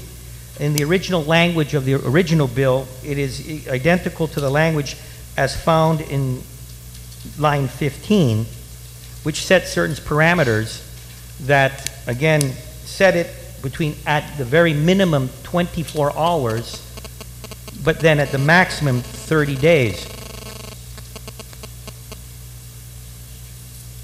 Senator Guthertz? Madam Speaker, I want to know, what is the impact of that? What would be the impact of that language? What does it actually do? Senator Calvo, you think you'll be able to respond to that? I mean, I Well, heard you earlier when you're again, talking about this consistency. language is similar to language that has been incorporated in laws of about 34 states. I would assume that if a woman were to go to a medical physician that will be performing the procedure, if that prospective patient, and it is based on, of course, the providing of information that is received at the earliest period, that information is, how would you say, it is at the top of the mind of the individual or the patient, and they are made fully aware of a decision that will be made. The longer that you are from the period of that information being processed, then of course time and the frailness of human memory would cause a decision to be made with, and I would assume, less of some of the details and the facts that have been provided. So again, this is conjecture, but if it was open-ended, and let's say a prospective patient were given information, and that information was provided 90 days or 120 days, then the time difference between the decision being made and when the information had been received, I would assume there would have been some memory loss. And again, this is more in line with information, and this is on language on legislation that has been enacted into law in many other states. And a lot of this information here is modeled on that. So again, this is a conjecture made by myself, but again, that is what I believe may be the reasons for it. And again, the language in the substitute bill was not taken out on line 15, but was taken out on line 3. Senator Guthrie, you So, still have the floor. in fact, it's interesting to note on line 2, when you're talking about the limitations of 24 hours or up to 30 days, it's on information affecting her right to future care or treatment and without the loss of any state or federally funded benefits to which she might otherwise be entitled, which again is important information, but it's more ancillary to the original root cause of the legislation. So you're setting certain time provisions on information that has been required or has been provided that are more ancillary in nature, such as the types of treatment or types of benefits that are provided by a state or federal agency, yet that language has been taken out on the core or the meat and potatoes of this particular legislation that deal with the procedure itself. So again, this amendment is being offered to the body, and it would again set parameters, and it would also build consistency with other provisions in the bill. Thank you, Senator Calvis. So, Senator Guthrie, you still have the floor. Yeah, Madam Chairman, you know, I guess my concern is this. First, the idea of the 24-hour waiting period I support. I don't have a problem with the 24-hour waiting period. I think that's a prudent thing. I think it's appropriate. I'm concerned about any misinterpretation of that provision, the 24-hour waiting period. And I'm thinking that this additional language, if we insert it here, will tend to extend this 24-hour waiting period to a 30-day, up to a 30-day waiting period. That's my understanding. Unless an attorney can interpret that for me and tell me that's not what would happen, then I would not be inclined to support that amendment. Thank you, Senator Guthrie. Anyone else on the amendment? Okay, there being none, and there is an objection to the amendment, I'm going to call for the vote. All those in favor of the amendment, please raise your hand. The amendment fails. Okay, Madam Speaker, I have several amendments that are now being printed for duplication so that we could have it for perusal from the body. So I'm calling for a momentary recess to allow for the printing and the passing of these amendments to the body. You don't have any amendment that's fairly easy like this one? Oh, you're ready? They're being printed right now Oh, you as we just sent speak. it off. Okay, we're going to take a brief recess.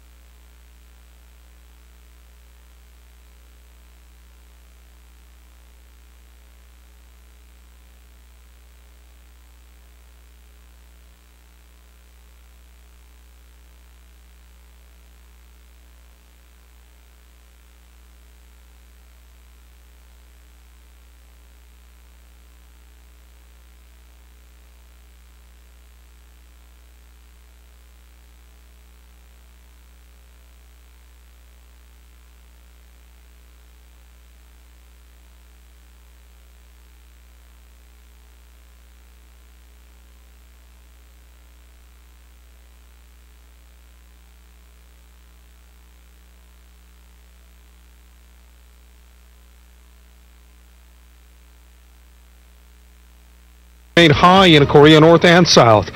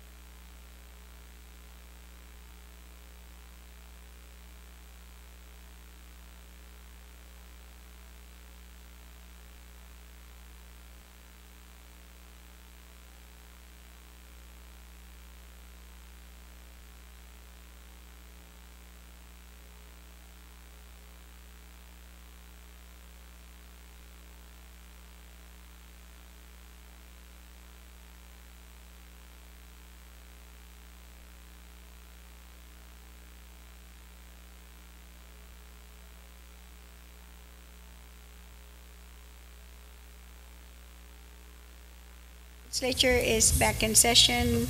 Everyone should have a set of amendments. If you don't have any, please let us know, that staff know. So Senator Calvo, then on your first amendment. Yeah. Thank you very much, Madam Speaker. Madam Speaker, the First Amendment, and it's just grammatical, and it's on page 1, and in the title on page 2 and line 3 is just changing the A to an E, so from women's to women's. Okay. Oh, Madam Speaker. Oh my gosh. I know. Okay, on that amendment without any objections, and so ordered. Woman? Well, you see. Then you know what, Madam Speaker, I'll leave it. Earlier, and of course, a motion was made that for all technical corrections, grammatical errors, that will be done by legal counsel. So we can. So the first one then will be done by the technical corrections. Okay. The second one, and everyone's been passed out the copy, and this is add after item I on line H, or line 8 of page 6. line 8, page 6. The following, and renumber the subsequent sections accordingly. Now, again, this is the original language that had been provided that has been taken out on the substitute bill. And it is and of course, let me state item 2, medically accurate information that a reasonable patient would consider material to the decision of whether or not to undergo the abortion, including an A description of the proposed abortion method, and there are several different types of abortion methods. B, the immediate and long-term medical risks associated with the proposed abortion method, including but not limited to risks of infection, hemorrhage, cervical or uterine perforation, and danger to subsequent pregnancies. And C, alternatives to the abortion. Number 3, the probable gestational age of the unborn child at the time the abortion is to be performed. And 4, the probable anatomical and physiological characteristics of the unborn child at the time the abortion is to be performed. Again, this is model language that has been provided in other statutes. Now, at this point in time, only 3 provisions have been left. And if you look at item 2 in line 9, the medical risk associated with carrying the child to term, that's a very general, brief and general description that, again, understanding you're leaving this to a physician, a physician that, you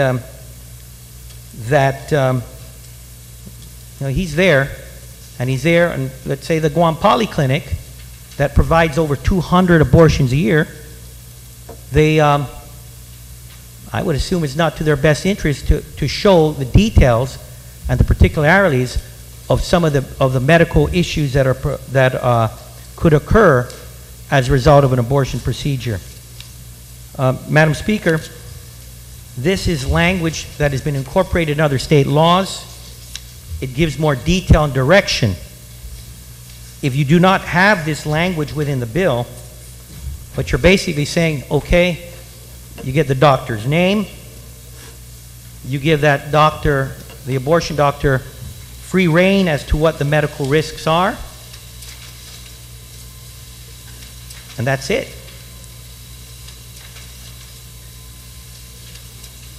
Madam Speaker, as we craft the language in this bill, I think it is just so important, especially in dealing with a procedure that history has shown has many medical and psychological effects, that we set some parameters for information that shall be provided to the patient.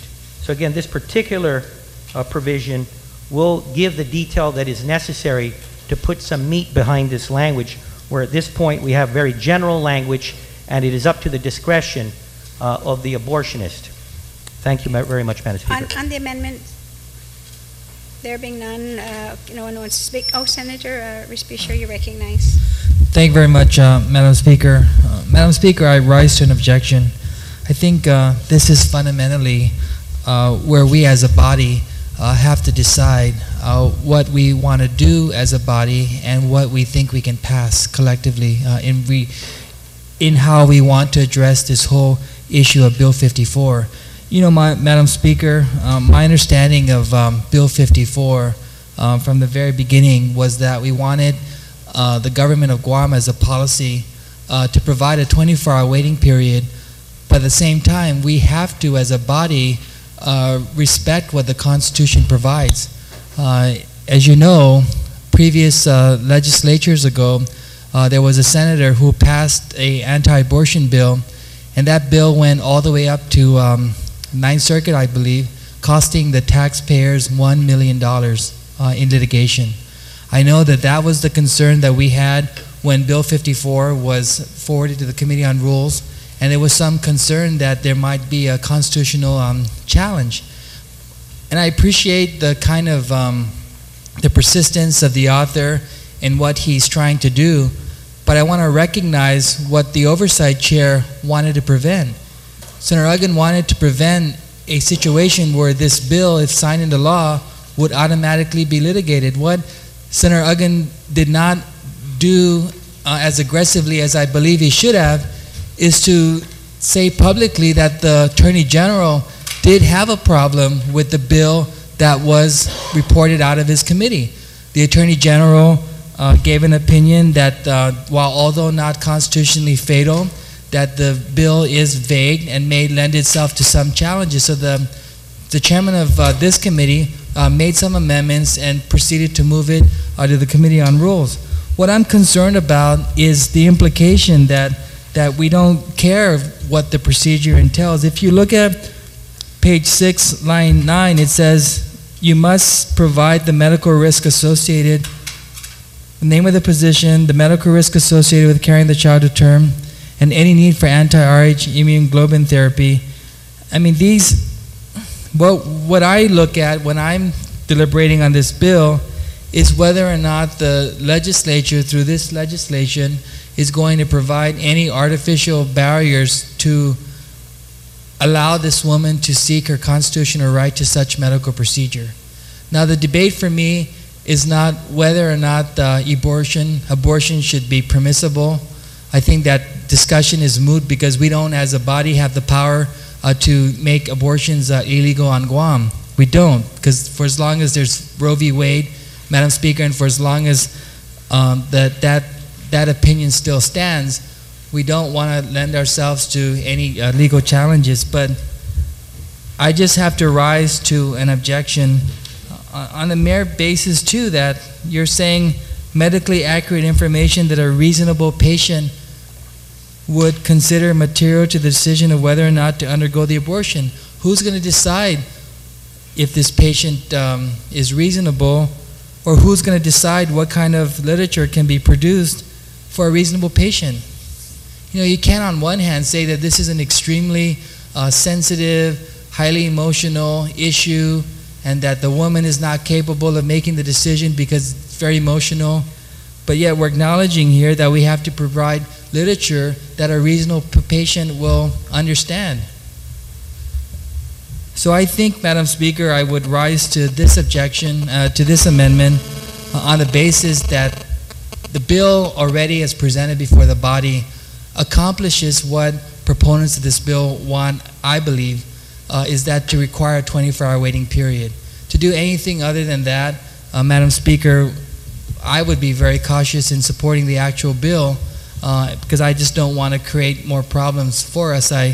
I'm also concerned with the thinking that if we require a 24-hour waiting period, then maybe abortion is okay. I mean, is that the message the proponents are sending? That as long as they go through a whole litany of these things, and as long as these things are done, that if in the event the woman still seeks her constitutional right to this medical procedure, that then it's okay?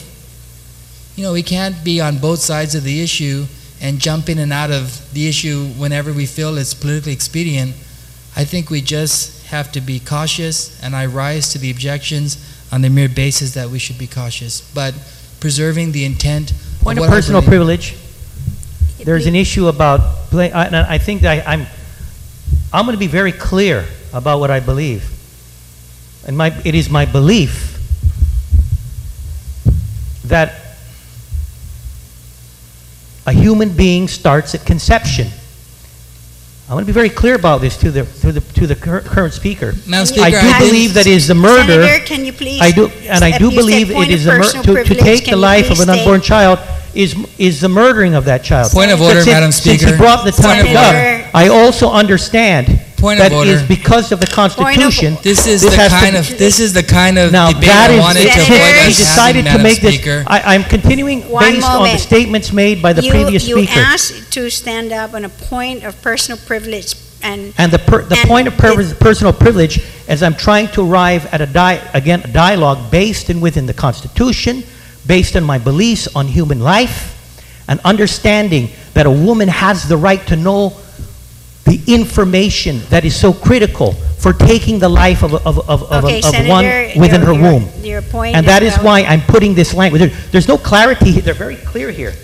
The information here that was provided would be very clear as to what the medical risks are, whether infection, hemorrhage, or cervical uterine preparation. Senator, you're going beyond now. And they have taken that language out. Privilege. So I want to Point be of very order, clear. Madam Speaker. Senator. I did not mention the individual's name in that context. I know what the rules are, and I operate clearly on the confines of the rules that we have to abide by in order to have these kinds of dialogue. What I'm merely saying, Madam Speaker, is that I'm concerned that to not put this subsection item 2 in, there's an implication that these medical procedures, that there be no guidance as to how these procedures will be formed, that these clinics are not being regulated by the current laws of Guam, and I just don't think it's necessary to have items 2, 3, and 4 on this bill for the basis that these clinics are already regulated. There's laws that oversee these procedures, number one. Number two, the other measures may be seen, in my opinion, as an impediment to this woman's constitutional right. And I'm just asking that the body be cautious as we continue to deliberate this bill. Thank you, Senator. On the amendment, Senator Blas, you're recognized. Thank you, Madam Speaker. Madam Speaker, I rise in support of the amendment, and I appreciate and I recognize the some concerns that were brought up by the previous speaker. But you know, Madam Speaker, I liken this to a couple of things. First off, for lack of a better term, when you're looking at abortion, you can liken this to something like elective surgery.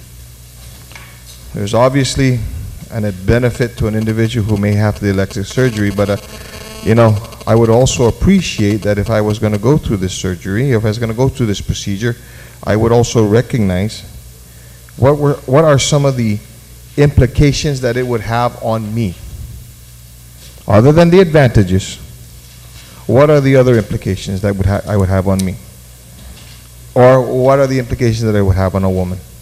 You know, as it stands right now, currently in the bill, and I recognize and I appreciate why the author of the amendment has moved the amendment, is that yes, it talks about the medical risk associated with carrying the child to term.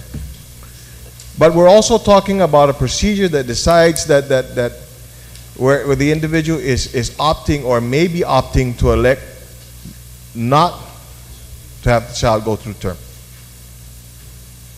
And there are medical risks that are associated with this. Anytime the body is invaded, there are medical risks. There are things that could happen.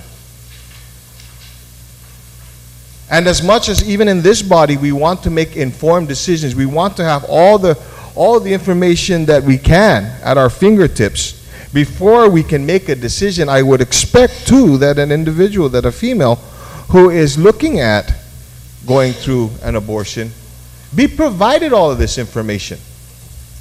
And sometimes this information is ugly. But it's going back to making an informed decision. Is it going to be an informed decision when an individual cannot receive or will not receive information concerning what could possibly happen? You know, Madam Speaker, when we talk about, and as far as the constitutional rights and everything, I think we can all recall and we can listen to when you're watching commercials on television about certain medications. There seems to be now a requirement that if you want to take this medication or that medication, that if there's going to be a commercial, oh, chances are taking this medication, these things can occur. What's the difference?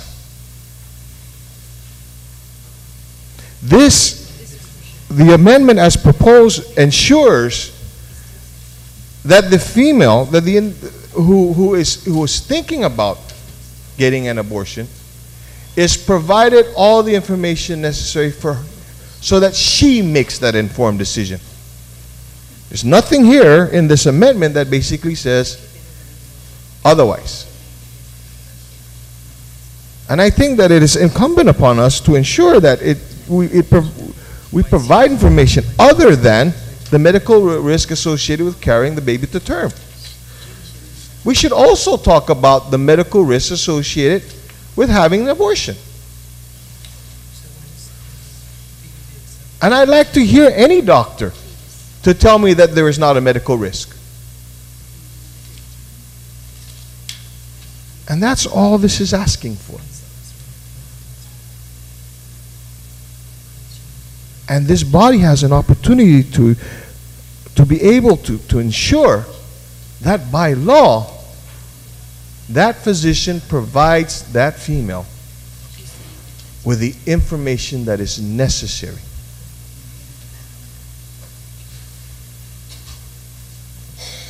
And so I'm asking my colleagues to ensure, to please, let's ensure that they get the information. All that information that is necessary to make that informed decision and to support this amendment. Thank you very much. Thank you, Senator Blas. Senator Taitagui on the amendment.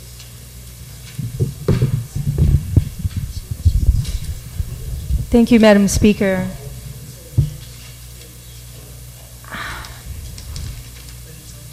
This is not about pro-life or pro-choice. This has nothing to do with it. This is just about educating an individual about what would the repercussions that will happen.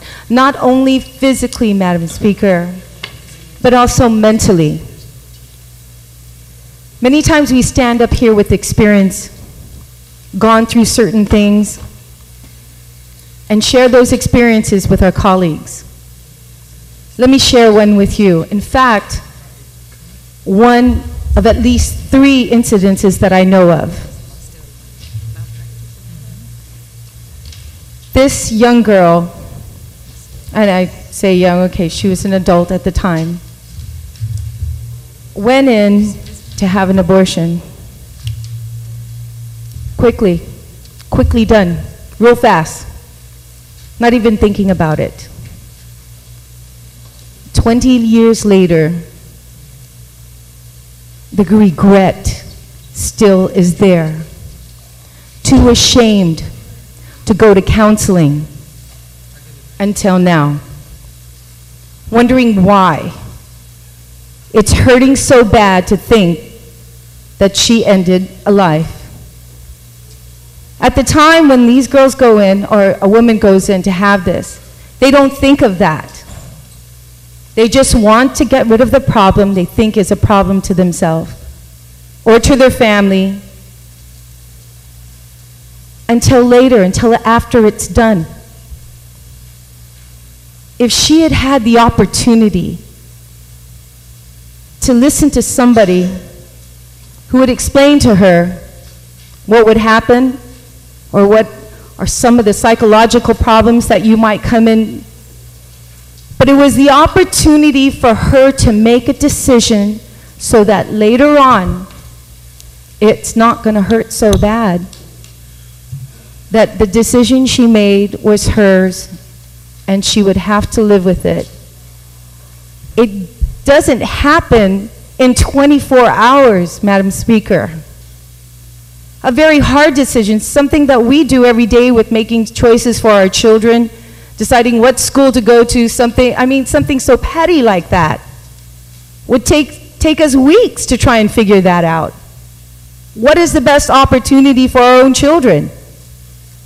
Can you imagine making a choice, something like this, in only 24 hours?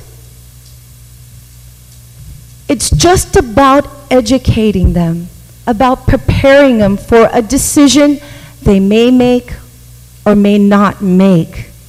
Why is it so difficult that I see people who are pro-choice get so upset at something versus do it right away versus do it in 30 days or make a longer decision than 24 hours? And be educated. Who's hurting who here? It's almost like those individuals who want pro-choice, let them have it, let them get it done, let them do it. And you got to ask yourself, Madam Speaker, those people who are behind that, maybe they're trying to get over a decision they made and still regret. And there's nothing like having company with you to make you feel better about something you've done that you felt later on was wrong. But they won't admit it. They won't admit it. You know when they say if there's just a shadow of a doubt, when making a decision in court, if there's any shadow of a doubt, you have to revisit that. That's the same thing that we're doing for these women. And to this day, one of those women, still feeling the pain and the hurt, she regrets it. It's about just giving them that opportunity, Madam Speaker, to be educated. We talk about educating our people, educating our families, and that's important. And this is what it's all about, letting them know every perspective, every situation that may happen to them. It's not saying, no, don't do it, but here are your options. Just like we do with our children. We let them make the decisions, but we give them options and also educate our children on the choices they make. And when you're an adult and making that decision, what better person to tell you than the physician? I stand in full support of this amendment as a woman. Thank you, Madam Speaker. Thank you, Senator Taitagui. On the amendment, there is an objection. Oh, Senator Pangilinan. Thank you very much, Madam Speaker. You know, Madam Speaker, it's kind of strange that on one side we say it's an elective surgery, but we want to determine how do you elect. Is it elective or is it not elective? Does the woman have a right to it or doesn't she have a right to it?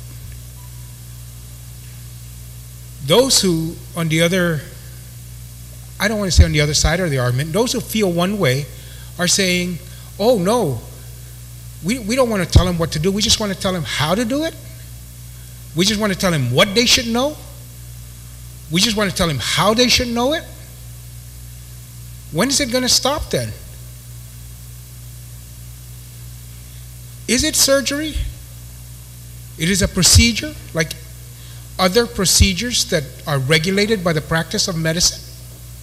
Now we want to the fundamental difference here is, with this amendment, is we want to substitute our judgment in this body for the judgment of the doctor and the woman. We say your judgment is not good enough if it's not judged and through the process that we outline for you and give you the information that we think you don't have enough of. How do we know these are not provided? They are. That's the practice of medicine. That's the regulation of licensing a physician to practice on Guam. But it's not enough. You know why? Because it doesn't match our judgment. It doesn't match our desire. We are now saying you don't count. Your judgment is not good enough because it doesn't fit within our frame of reference. And that's the danger of what this does in terms of taking us over the edge of what is allowable with regards to the woman's right to understand, to know, and to decide. We are now going to cloud your ability to decide by putting guidelines and information in a way that may prejudice your decision. It's no longer good enough that we're going to let you and require you to wait 24 hours to make that decision. And it's just a waiting period of 24 hours. It really isn't about walking in the door at 2 a.m. and getting one at, 3 a.m. It's because it doesn't fit our judgment, and so therefore we're going to impose our judgment on you. And I think that's wrong. I think that's not allowable within the framework of the Constitution and the decisions of our courts that we have to live with. That we have to live with and abide by. And that we cannot, if we are to remain this type of government, abiding to this set of laws, and the process for adjudicating the constitutionality of these laws, that we have to live with this. We don't have to like it. We don't have to agree with it. But we have to live with it and uphold it, because that's what we swear to do. And until those limitations change, then I think this and what is being proposed here impose on those limitations. Take us over the edge with regards to those limitations, which may bring us into conflict once again. As a community, as individuals, as lawmakers, as families, as friends. We cannot, in my opinion, substitute our own judgment for the judgment that is reserved for that woman and that doctor.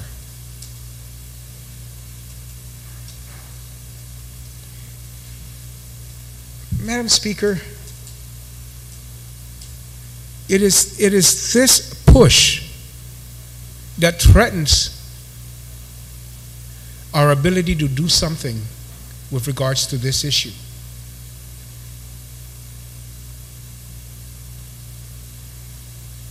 And if we're willing to fight it to the end, that's fine. I mean, I do the same. But then we all have to make those decisions, right?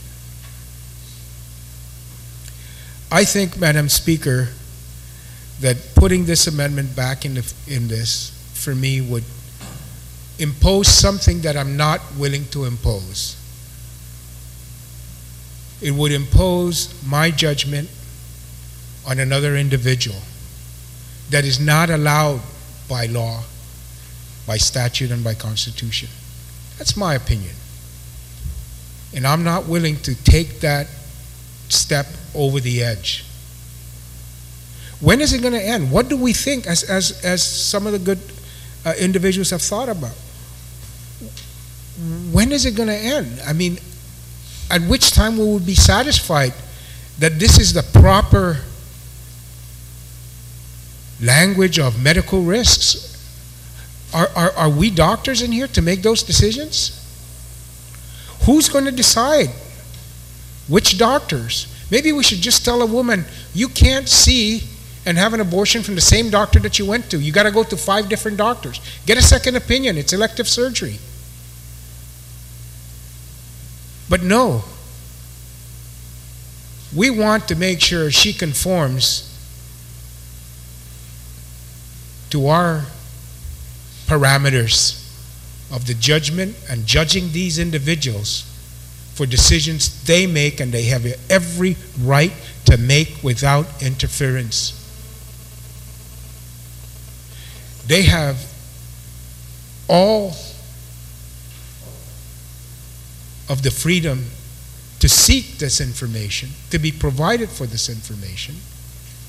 But no, we're telling them you must have it.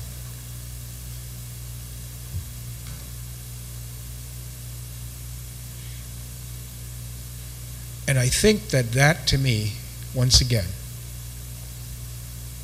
is just threatens and crosses that line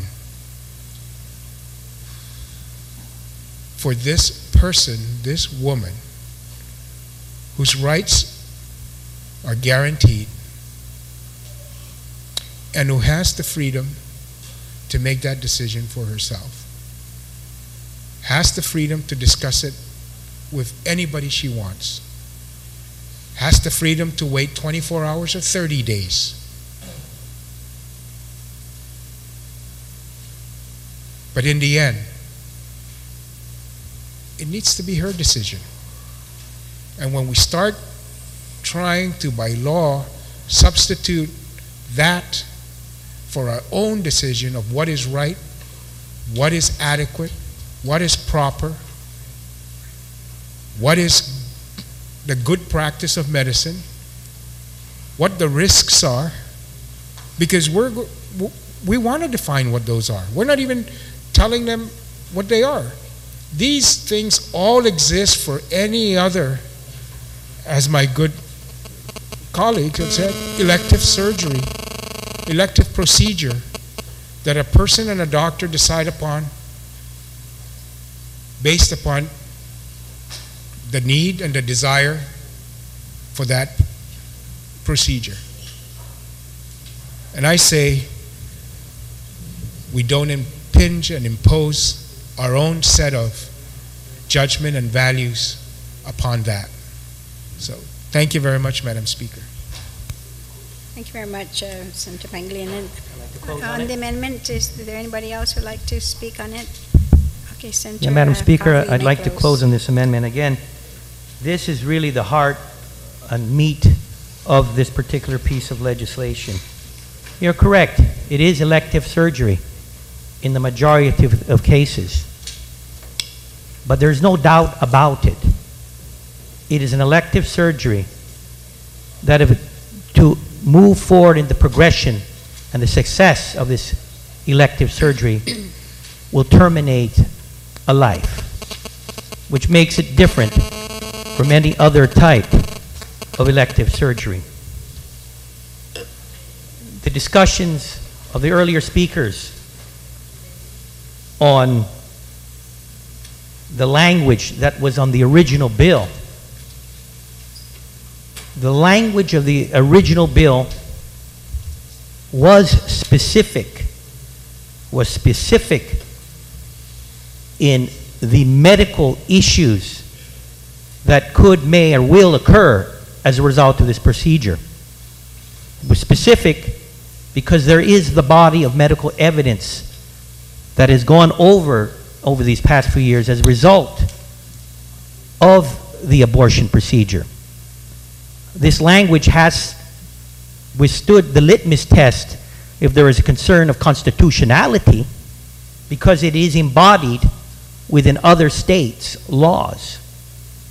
Laws that have been tested in the highest courts of the land. The original language, and I wish those that are dissenting on this amendment, which would put back something that was taken out, I wish they would have been a little bit more clear. Were there concerns because of the gravity of this elective surgery? Were there concerns because of the proposed abortion method? If that were so, they should have taken it out, made an amendment. Were there concerns about the immediate and long-term medical risks associated with the proposed abortion method?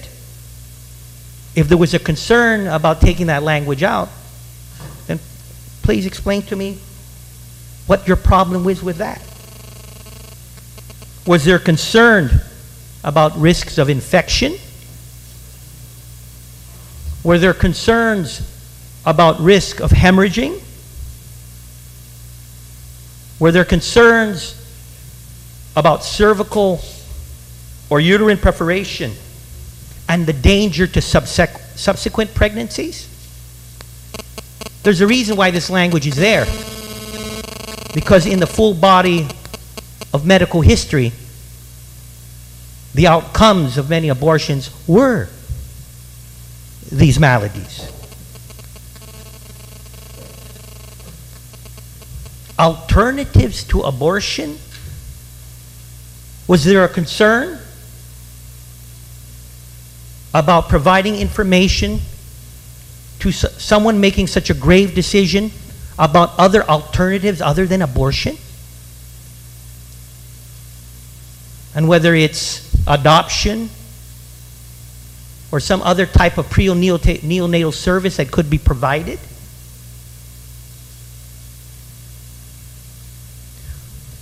Was there a problem, again, when this language was taken out of the original bill, on the gestational age of the unborn child at the time the abortion is performed? And we all understand now, not only with Roe versus Wade, but the other subsequent laws that have been passed, that abortion procedures can last until the second or third trimester.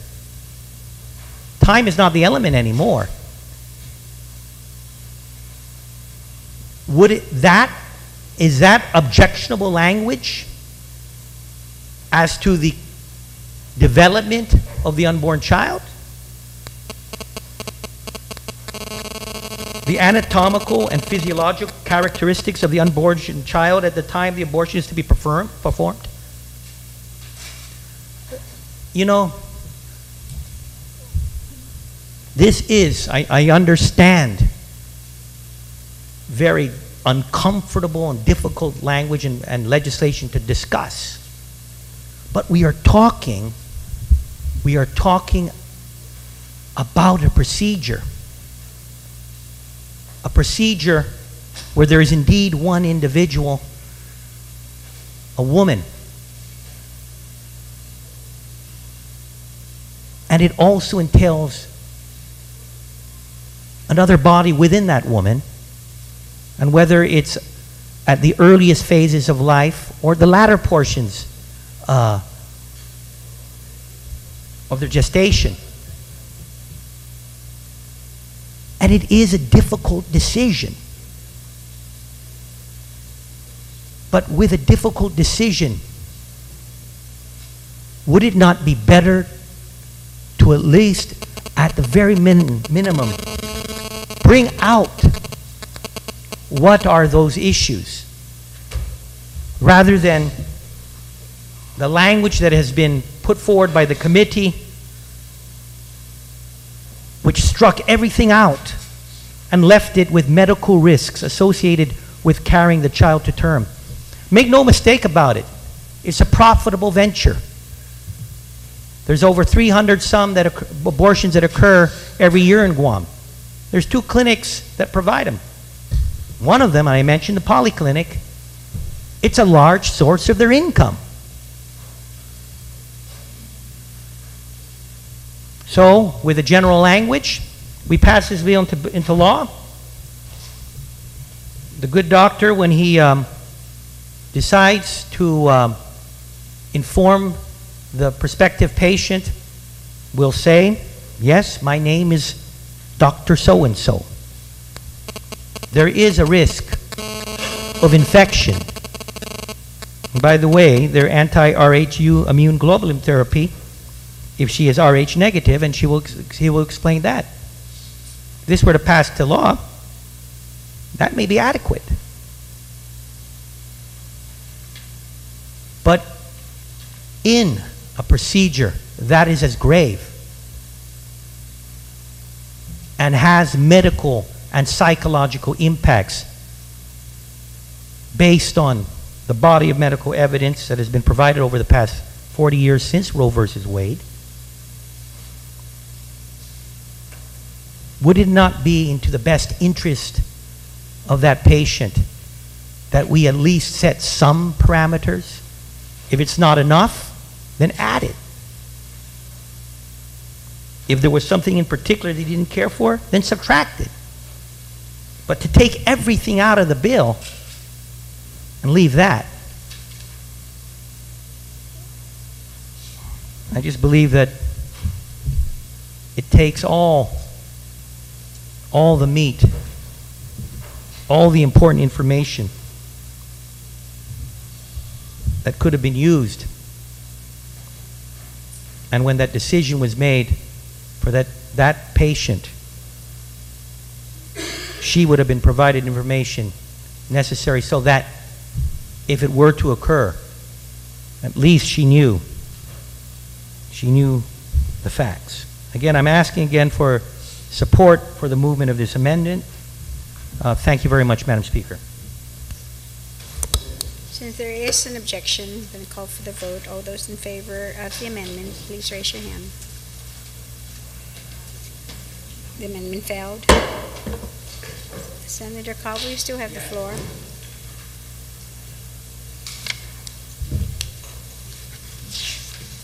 Yeah, thank you very much, Madam Speaker. Madam Speaker, my next amendment is, and I'll read it, it is to replace item 2, beginning on line 15 of page 6, and ending on line 4, page 7, with the following. Again, this is the original language that was provided by the bill, but with certain changes that reflected the concerns of cost as well. And if I could read the amendment number 2, at least 24 hours and up to 30 days before the abortion, the physician who is to perform the abortion, the referring physician, or a qualified person has informed the woman in person that, again, 1, medical assistance benefits may be available for prenatal care, childbirth, neonatal care, and that more detailed information on the availability of such assistance is contained in the printed materials given to her and described in subsection C. 2, the printed materials in subsection C describe the unborn child and list agencies and service providers that offer alternatives to abortion. 3, the father of the unborn child is liable to assist in the support of the child even in instances where he has offered to pay for the abortion. And in the case of rape or incest, this information may be omitted. And 4, she's free to withhold or withdraw her consent to the abortion at any time without affecting her right to future care or treatment, without the loss of any locally or federally funded benefits to which she might be otherwise entitled. And Madam Speaker, this is,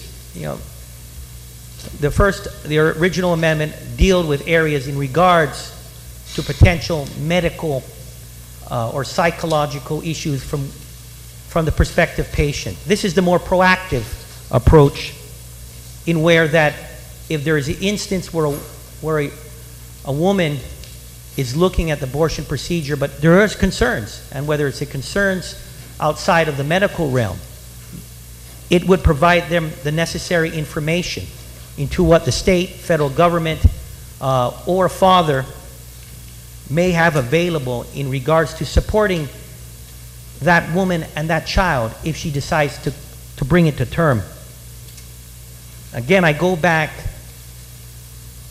that in a decision such as this, is that we look at the options available to a woman, understanding it is such a grave decision that you can give them the necessary information both on the medical side as well as the societal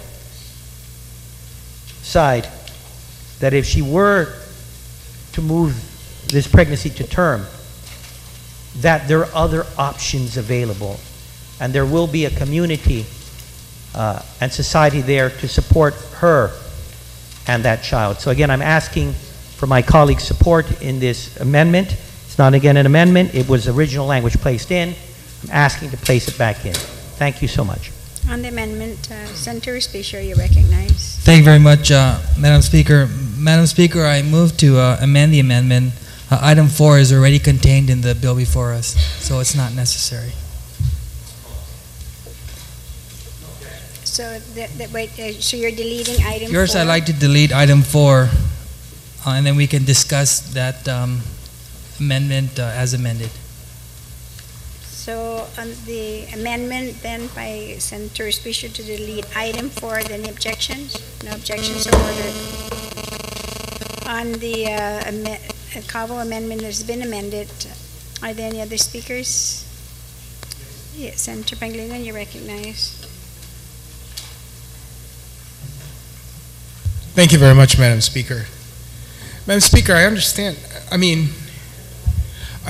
all this, but I think when you look at some of these things, what you're doing is providing some false promises and false hopes. How many foster parents do we have on Guam? 6? 8? We have maybe 1, 2 therapeutic foster parents for children with mental disabilities. or emotional disabilities. So now a woman goes in there and we're going to tell her, oh, we're going to paint a nice picture. Oh, don't worry. If you decide to carry your baby to full term, we're going to go after we're going to go after the father. He's going to make all his payments to you. He's going to make child support payments. So you're not going to have to worry about that. We say, oh, don't worry about it. There's hundreds of people who want to adopt your baby. So you never have to worry about that. All of this is supposition. Unless we are committed to saying that every baby that's carried to term is going to get A, B, C, D, E support from the state and this government, then fine. But we're not making that commitment, so we're telling a woman to make a decision on something that she may never get. And who gets stuck with the child? Who has to deal with that child? And again, it's not because we want to induce her to do something. I think they are aware of these kind of things. I think there are organizations that work to make people aware, and women and young ladies aware of these resources. Why don't we tell public health to say that this is part of your public education program, that these services are available to children, and not put it on a woman to make that decision based upon something that she may never get. Again, Madam Speaker, what I'm trying to just ensure that is that we don't make these false promises, and we don't promise, and we have the woman. It's when you start kind of trying to tell her things, to influence her decision, that we start, kind of getting this tough part of, hey, of course this is a good thing, but is that what we're willing to do? Are we all going to step forward? Is the government going to do it? Is the church going to do it? Is the social services organizations going to do it? Are they going to do it? I think we need to make sure those things first. And we need these organizations to then step forward and say, all right, we will do so. Come to us and we will do so.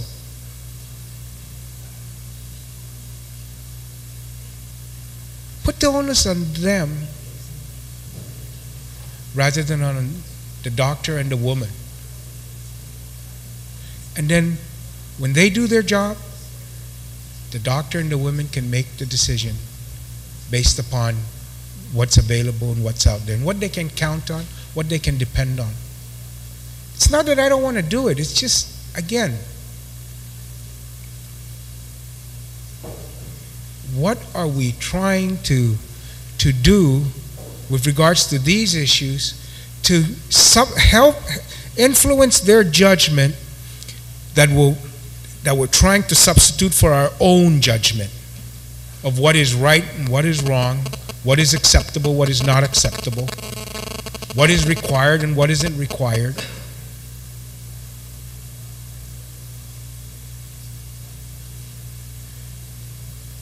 It's difficult. And once we start to impose our own judgment and substitute it for their judgment, then we don't know where that leads us. But to say that we're going to do all these things because they can rely on it, when we can't, when we see that we don't, when we see that they can't, I think there's something wrong with that. There is something wrong with that. To try and influence their decision based on holding out something out there that may not be out there. And is that better? I'm sure the proponents are going to say, of course it's better because you've got another life. And that's really what we're trying to achieve, or what they're trying to achieve, to protect that other life, so they say. So that you take that out of the woman's hands. And it may look innocuous and so forth, but you've got to take a look at what the effect will have. And that's the effect we'll have. It will to take that right to that decision out of the woman's hands, because of all these other influences that you want to pile on. But in the end, we don't live up to it. And I think that is something that we as a community need to take a look at.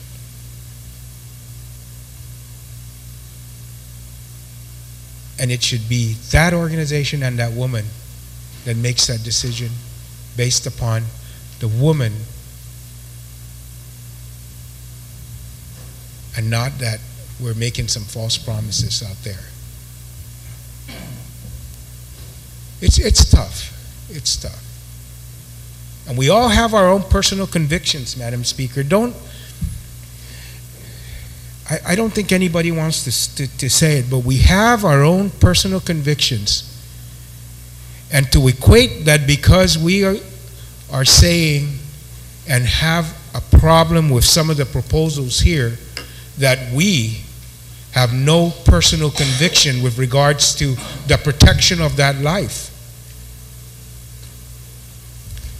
My desire to protect that is just as real, just as fervent, than somebody who just wants to be dogmatic about it and say no.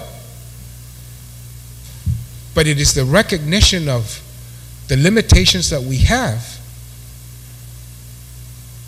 and the limitations of our power to do so that causes me to say that we need to take a step back, take a look at what the effect of this will have. And am I just trying to camouflage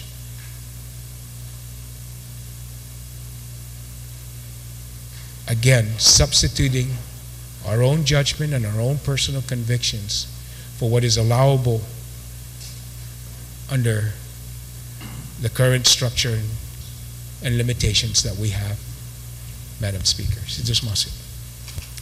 Thank you, Senator Pangilinan. On the amendment, there is Senator Respicio.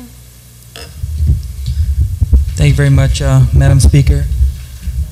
Madam Speaker, you know, I think we can't underscore enough what's been said already, what's been said from both sides of the aisle. I appreciate the comments made by the senator from Chalampago, where she said that this issue or the debate is really about not whether you're pro-life or pro-choice. And the comments of the previous speaker, where he said something I said also, Madam Speaker, is that we have to understand the limitations to which we have to operate in addressing this very sensitive and heavy issue. You know, I want people to understand the context to which we're deliberating this bill, at least understand, for my part, the context to which I'm trying to deliberate this bill and get something that could be passed, that may not be challenged, because there's no guarantee that whatever we pass, whether there's no guarantee to be challenged or not.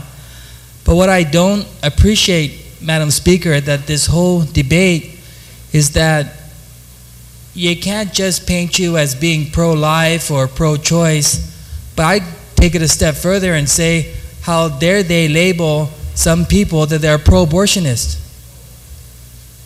I tell you, Madam Speaker, you want to talk about sensitivities? This particular amendment is one area where I can point out some insensitivities. Because you have people who'd say, personally, I feel this way, life should be protected at all costs, but I don't want to impose my personal belief or my religious or moral values on another individual when it comes to this issue.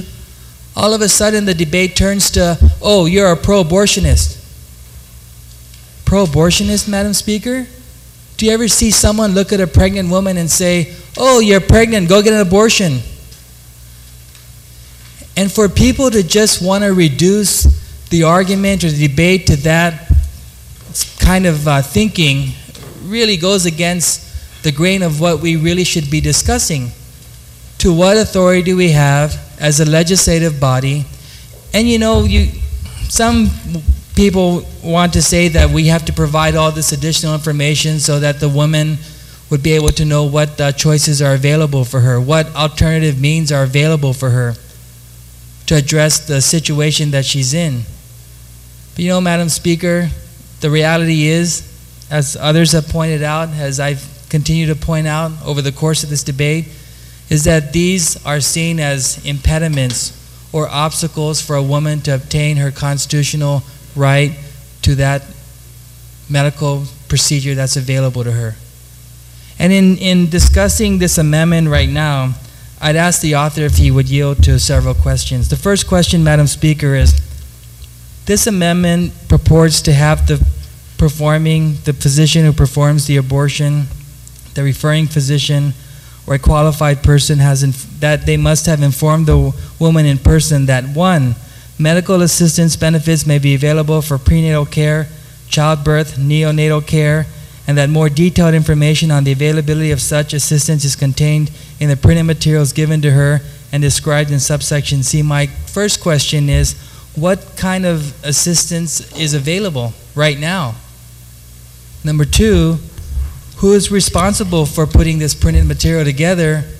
And if we're giving this woman the advice that there's medical assistance available for prenatal care and childbirth, and also who is going to give that advice? We know that the physician has to do that, or the qualified person involved in this procedure.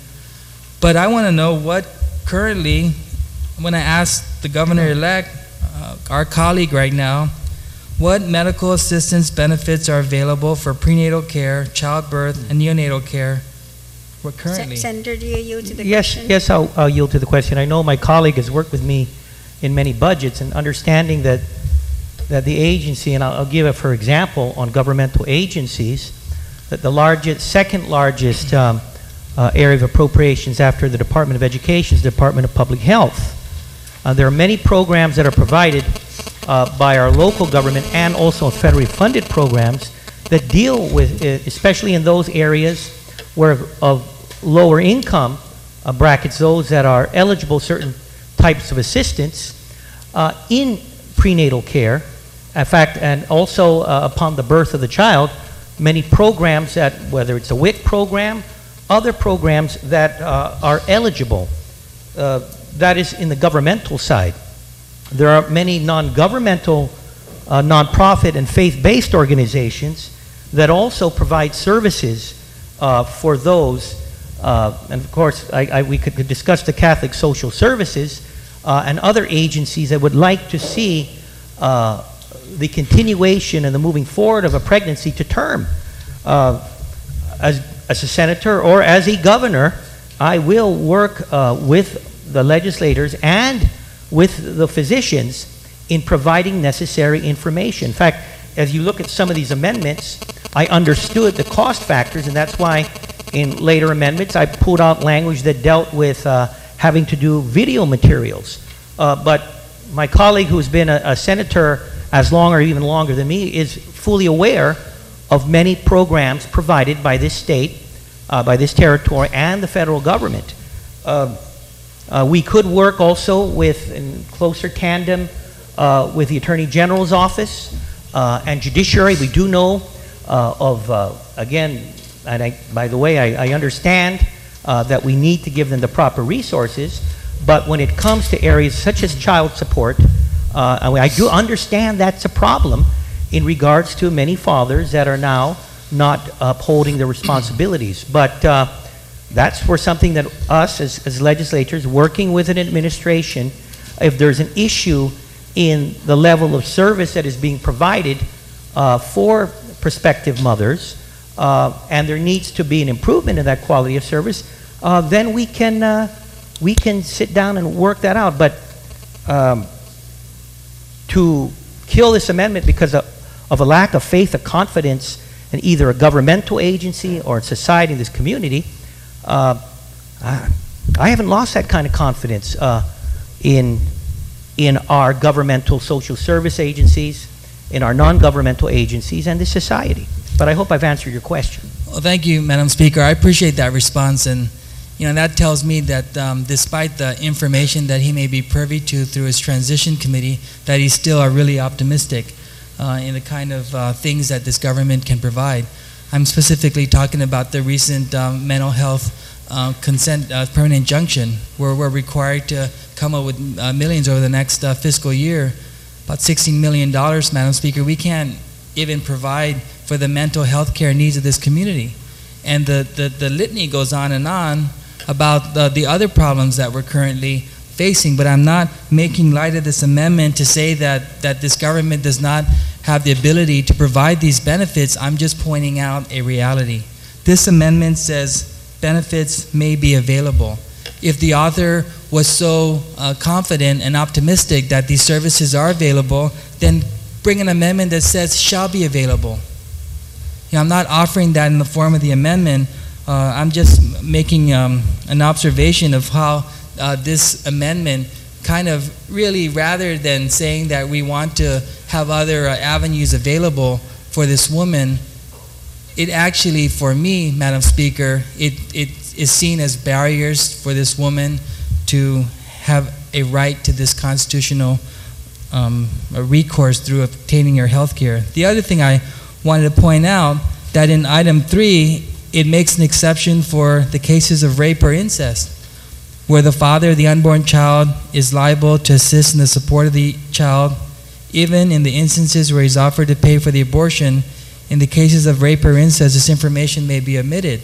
Now, if a woman, unfortunately, went through this situation where she was raped or the pregnancy resulted through incest, that items 1, they would still have to advise her of what medical assistance and benefits may be available.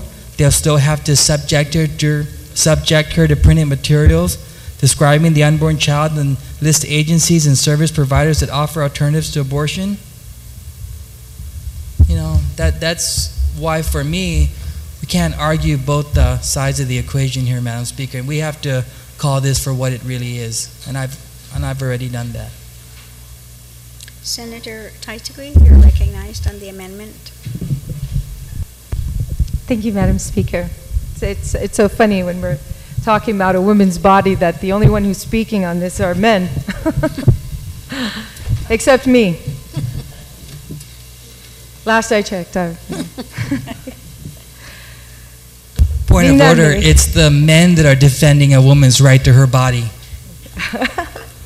And thank you for that, Senator, for making that, fighting for my rights. I appreciate that, and I will, I guess that fight was done a long time ago in Roe versus Wade, and I appreciate that. And, but I couldn't help but hear the fact that the services that are provided may be false promises.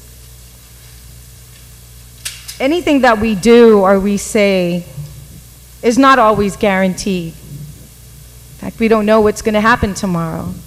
Circumstances change, and the world changes very quickly. So when I listened to this and heard the part about, okay, so we don't have these facilities, so we need to abort or have the ability for this person to make a quick decision. It reminded me of China. Remember what happened in China?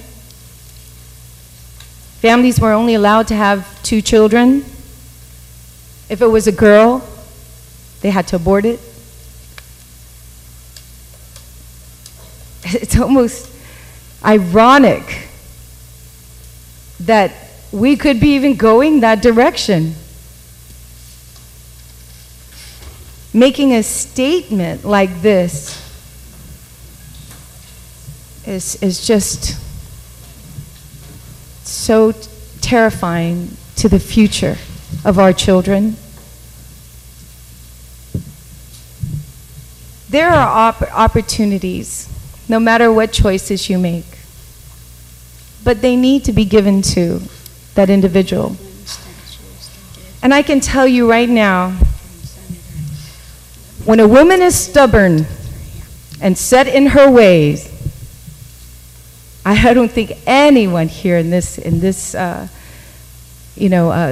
session hall could actually change her mind at all. And we have excellent brains here, brilliant people in this room. Nothing will be able to change her mind.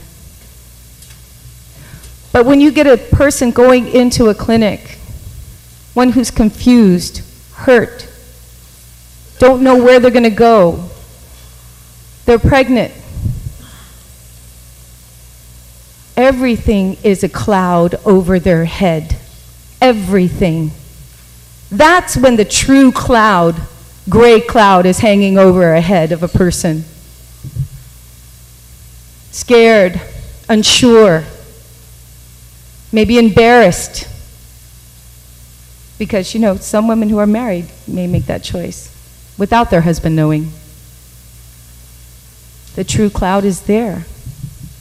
And what all this does is to just clear that gray cloud over her head, to show her the options that she has. The decisions that she's going to make is going to affect her in the future. It will affect a woman in the future. Maybe not the father of that child, because he's not going through it. For him, it's just a memory. But it does affect a woman.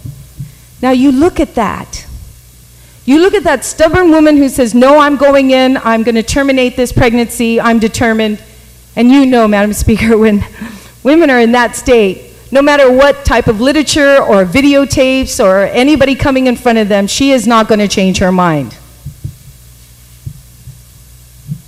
But then you take that individual with the cloud over their head who need that guidance, who need that ensurety that what they're doing, these are my repercussions and these are the decisions I have to make. You know, whether the government comes through or not, well, you know, the faith in government, most people, you ask them, I've met a lot of people who have lost faith in the government. But it's the choice of that individual who will clear that cloud so that individual make a decision for them in the long run that will not physically maybe, you know, hurt them, but most especially that lasts forever is the emotional, psychological hurt and pain and scar that will stay with her forever, forever. You know, Madam Speaker, I have a relative who was, I was in the 5th grade. We were stationed in the States with my father being in the Air Force. And a cousin came to live with us. I was very young, I didn't know what was going on. All I knew is that she came to us and her belly was huge and they said she was going to have a baby. After she gave birth, she didn't come home with the child. So, of course, 5th grade, you're really not paying attention. You have better things to do, like skateboarding and whatever, you know, going in the playground, meeting your friends. It wasn't until I was older to realize that my cousin had been raped. She lived in another state. And she was sent to our house to have this baby and give it up for adoption. It was a choice she made. Many years later, I saw my cousin and talked to her. And she said that was probably the best thing she ever made, choice she ever made in her life, because that child now, who she doesn't have any connections with, and allowing those parents to take care of that child, is doing so well in life and contributing to where she's living at.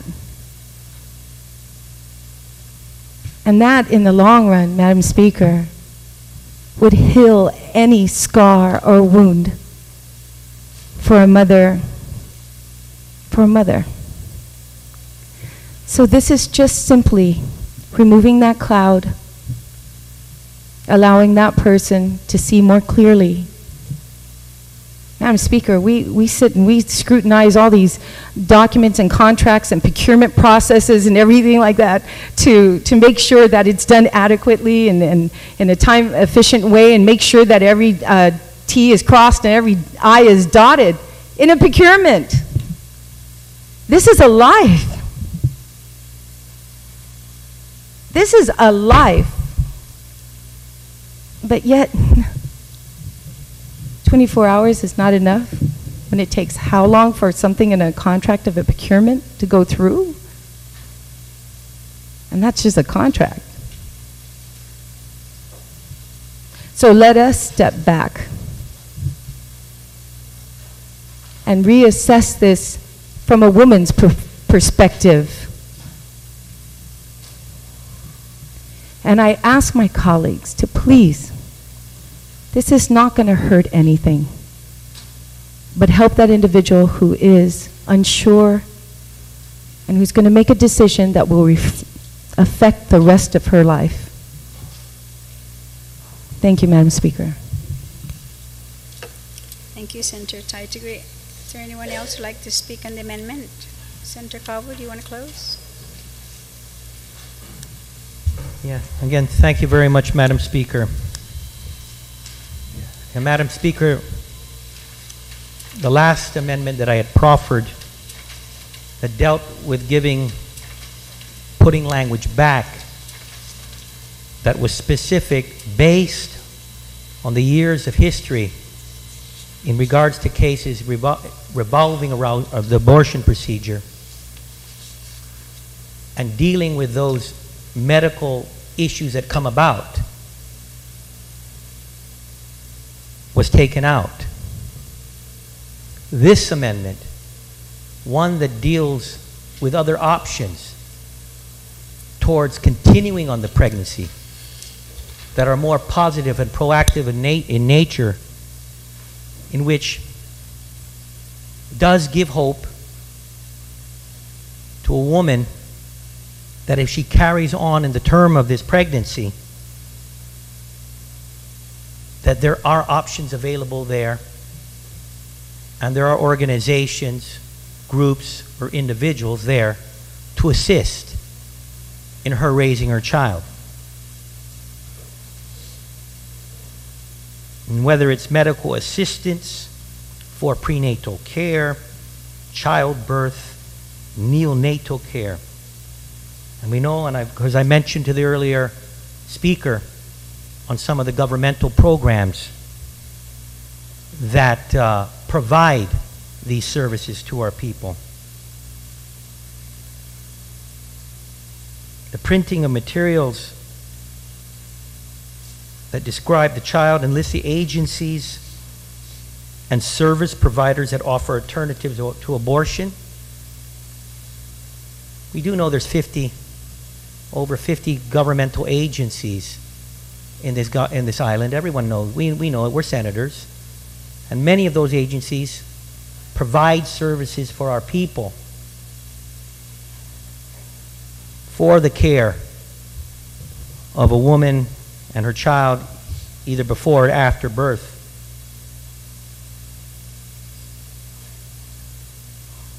The listing of services in regards to the legal requirements and the legal obligations of a father, we all know that.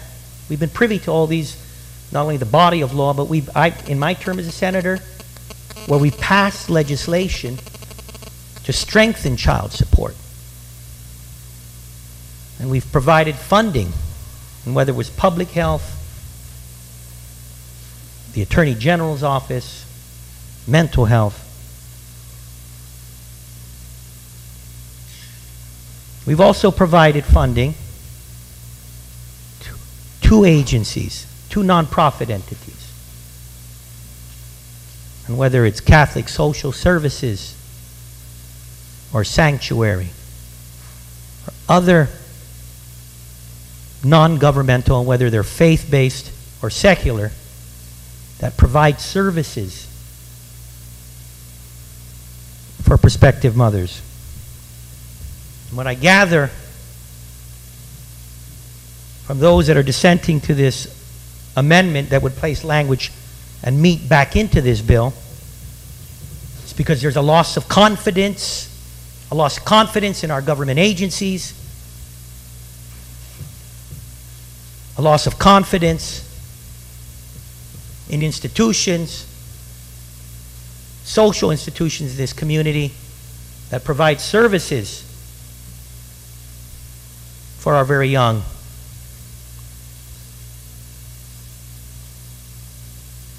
So now a decision in this amendment. Again, these were the two areas of the meat and the potatoes of this bill. All those other amendments I have, they were just the grammatical corrections, more the details. But the two areas where information to be provided to a woman in a very, very, very difficult time in her life,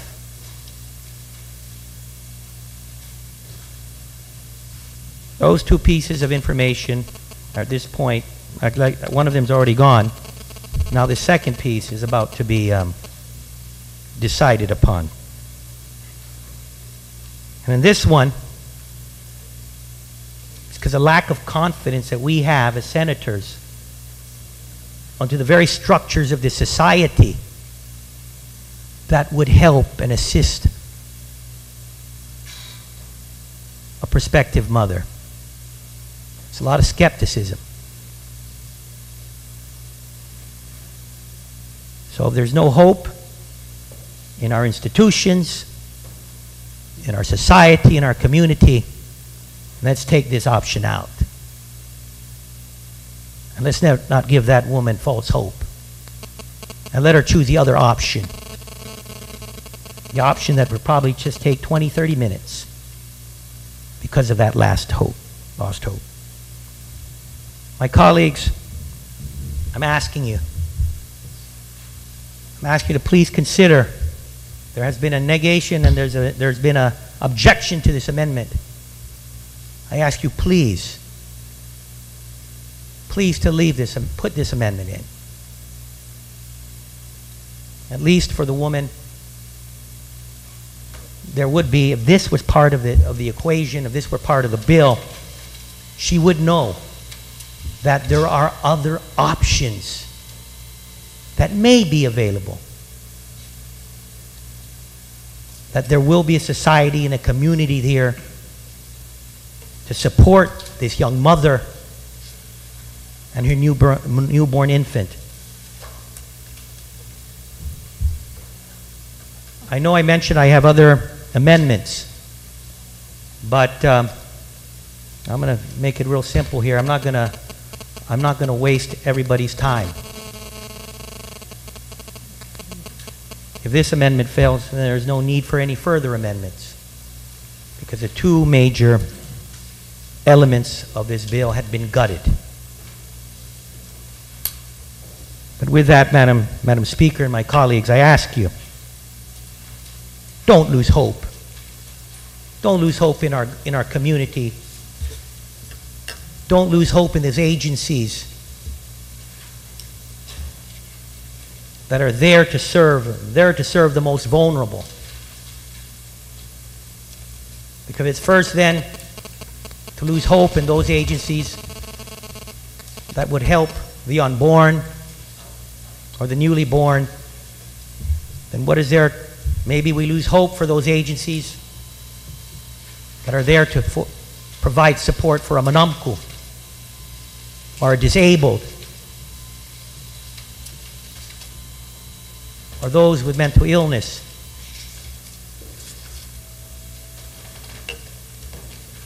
Maybe there's no hope for anyone who is deemed vulnerable.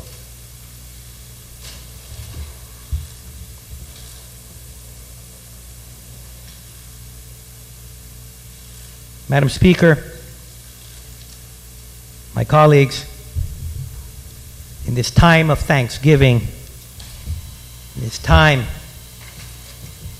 of renewal in our society, I'm asking for your support in this amendment that will leave a prospective mother with information that can assist her in the continuation of the miracle of life within her body. Thank you very much.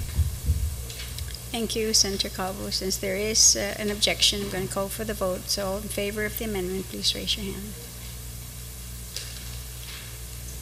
Amendment failed.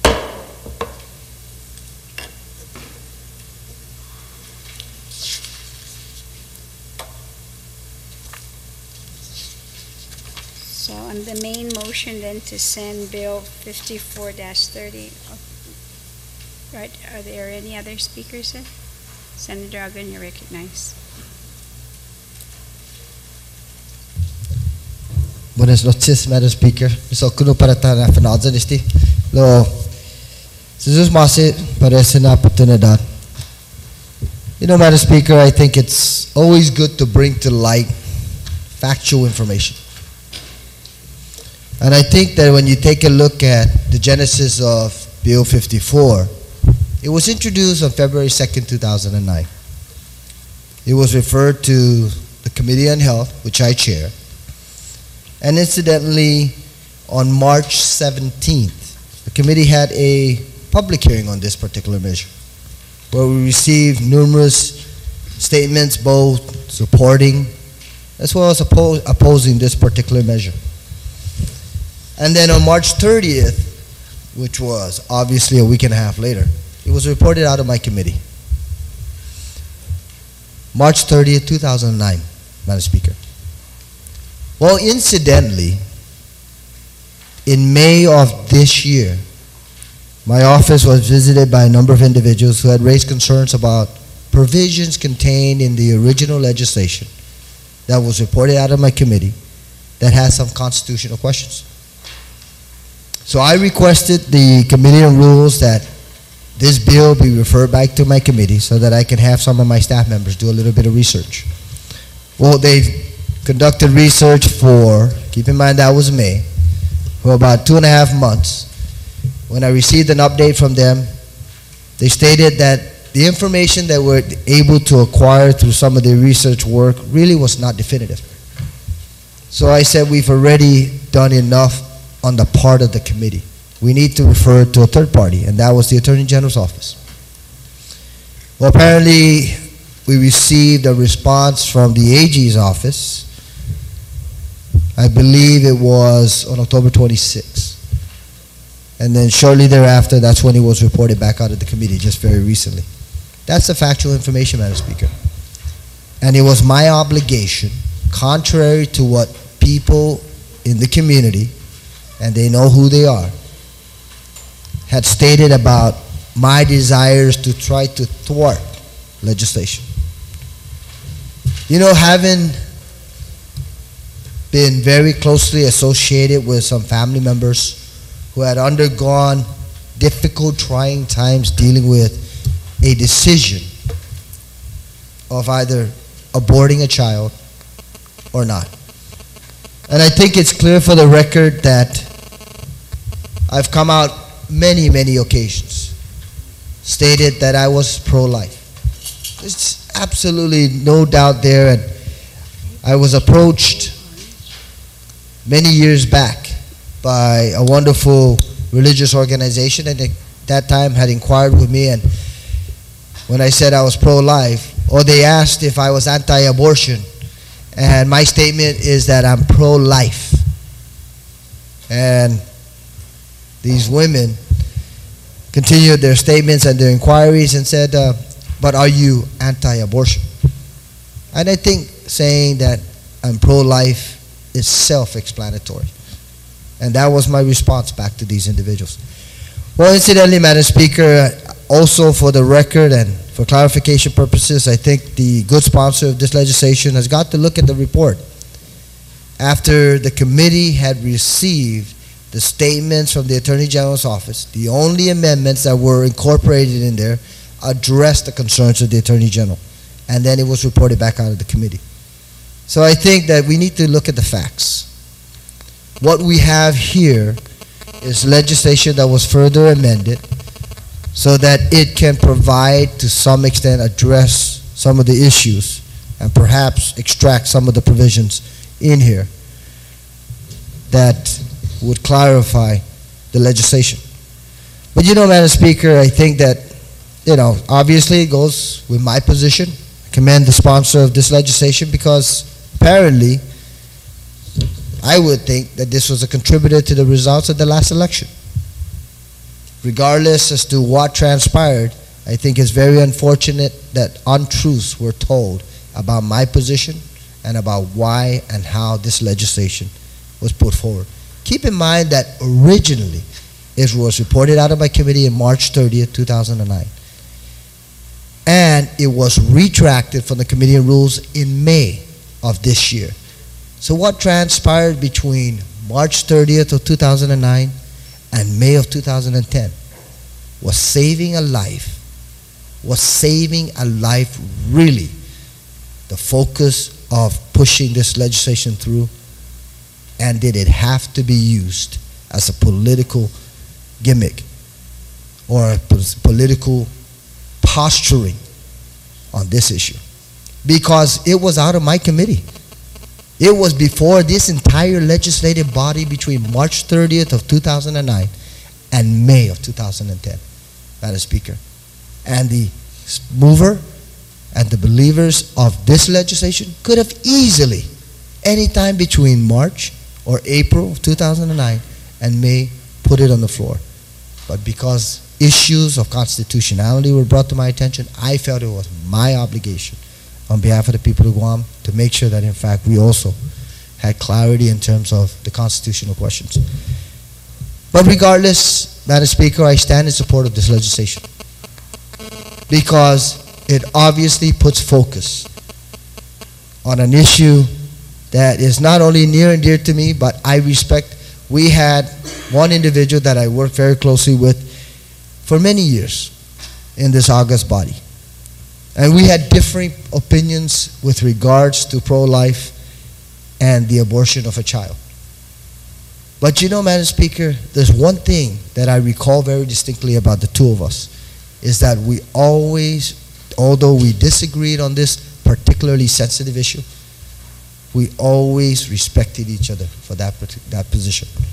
So I stand in support of this legislation, and I commend the sponsor for finally putting it forth on the agenda, despite having a year and a half to have it entertained by this body and discuss these issues. For some odd reason, it was brought out only as an issue during the course of the last 3 or 4 months. But aside from that, I support it, and I would like to see it eventually implemented, and I would like to see that in fact the resources are identified to provide the support to our government agencies that are going to be tasked with ensuring proper regulation and implementation and proper compliance with these provisions. Because that's where the rubber meets the road in terms of passing the appropriate legislation, but making sure that the resources are identified, are directed in the areas where they need to be, so that we can see this effectively implemented. And I thank you very much for the opportunity. Susmasi, Madam Speaker. Thank you, Senator Agan. On the motion, Senator Munya Barnes, you're recognized.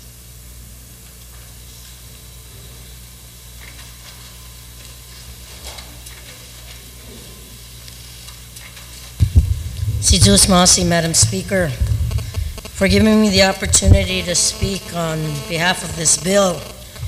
And it's no secret that when this bill first came to play, that I supported this effort. And it's no secret that when we had Youth Month last year and the year before, one of the topics of my youth representative at that time was a bill similar to this effort, something that was talked about by the youth representative representing me for that day, something that I had brought to the attention where I think as we have this mock session for you, I think it's important that you decide what kind of legislation you would like to introduce. When this information came to play, I said, do you know what you're talking about? And of course, each year that this proposed legislation came to play, I said there must be a lot of conversation within the school in reference to this issue. And I said to the youth representative, Senator, if you really feel that this bill should go through, then I will support that effort and have the staff work on it since you're the senator. And she said it would be most appreciated. When that topic was talked about, Madam Speaker, it really had a very sensitive perspective from my personal point of view. And I said to myself that I was going to let this young senator work the issues, work with the committee, bring the pros and cons to play, and work it out. And when that bill was introduced, Madam Speaker, it had a lot of debate on the floor. And one of the main issues that came up was what they consider an unborn child. And again, even when that was talked about, I was very, very reserved in sharing that information. The student asked me, and they said, Senator Muñoz Barnes, are you pro-life or pro-choice? And I said, you know, it's funny that you asked me that question. It's because if you had that debate on the floor when my father was alive, there was a very heated conversation in the household about one side being pro-life and one side being pro-choice. Of course, my dad was on the pro-choice side, and my mom was on the pro-life side of the issue. And she said, but what do you think personally? And I shared a perspective coming from me personally and what ordeal I had to go through when I was a very young teenager. And as we conversed about the issue, I told her to be very careful about what is related based on morality, how you're raised in as far as your religious belief, and what is passed on today versus the case that was pending in front of the Supreme Court and what had actually eventually happened via the Supreme Court, of course, as we all know, Roe versus Wade. So she was very careful to note that, and Madam Speaker, if I'm not mistaken, corrections were made to that legislation that was proposed by that time Senator Muñoz Barnes' representative. And as I look at this today, and I was just going over it, I've said to everybody, I've said in front of the Rotary Club, the Sir Optimus Club, my mom, that I was pro-life.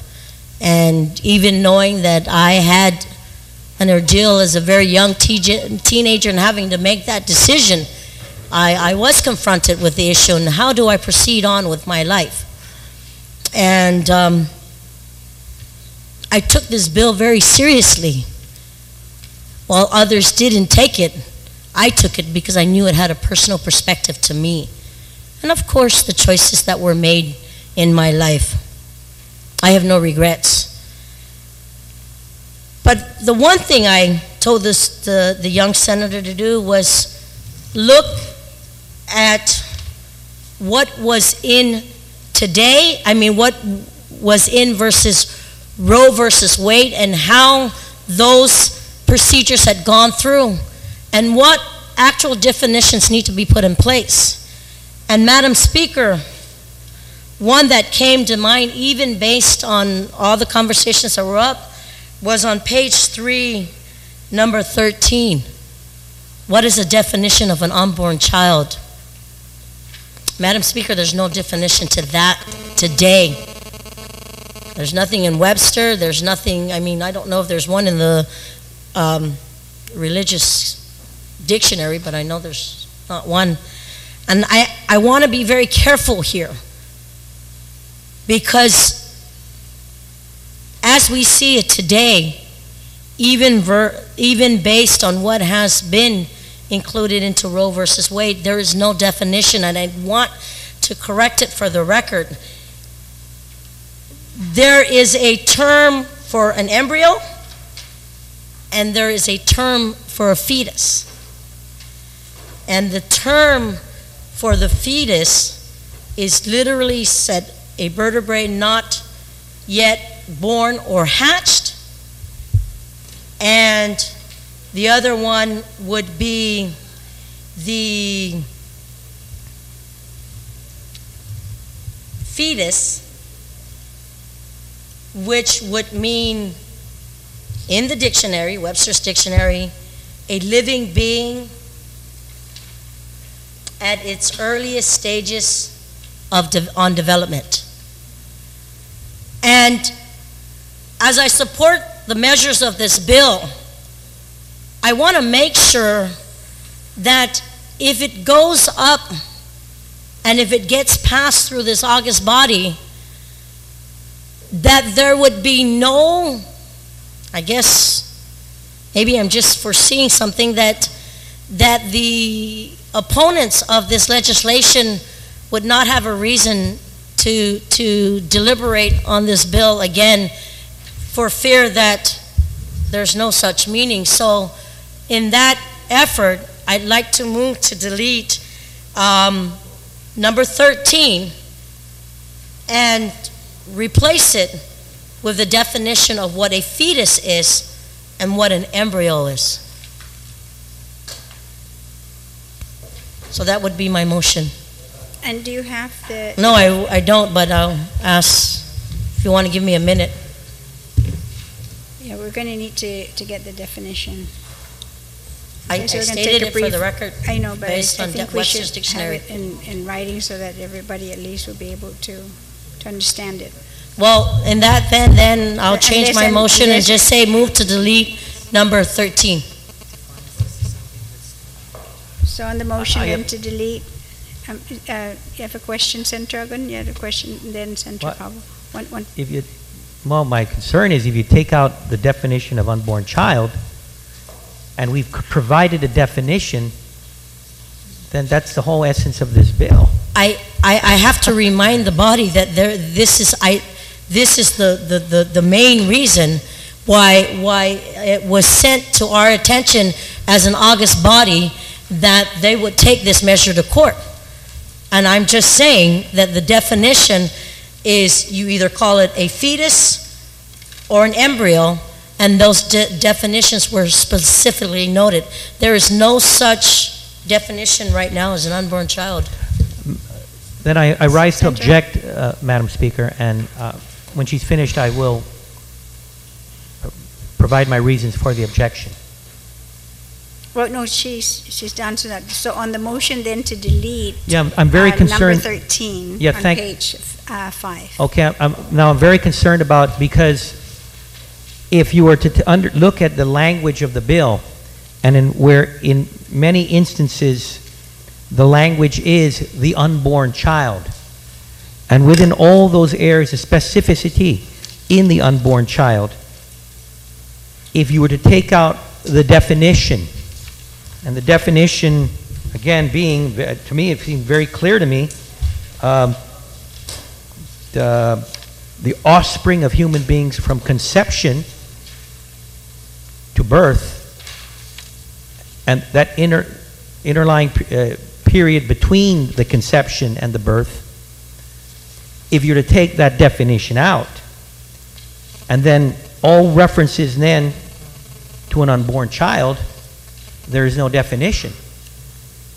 And that is my concern. So if you were to take the definition of unborn child out, then I would assume maybe what we need to do is put in new language and say it's a fetus, but then in all areas of references to the unborn child, replace it with fetus. So, Madam Speaker, tell you what, Madam Speaker, for the instances of, just to ensure that we don't and I hate to say the reference, the baby out with the bathwater, but if we are to take out the definition of unborn child, then a replacement must be of a fetus, and then with that fetus, a definition of a fetus, and then of course all references to the, will be. But then we needed, well, that's not the amendment. The author has made an amendment to take out unborn child, and that would be problematic. So maybe we should, I'd like to call for a recess. Madam Speaker, then I stand corrected on that motion. I proffer the first amendment was to delete the unborn child and put the definition of fetus or embryo, or embryo. Yes, that was your first Amendment. and then I had said that we wanted to put it down in writing, so Okay. we'll take a brief recess. Okay. then.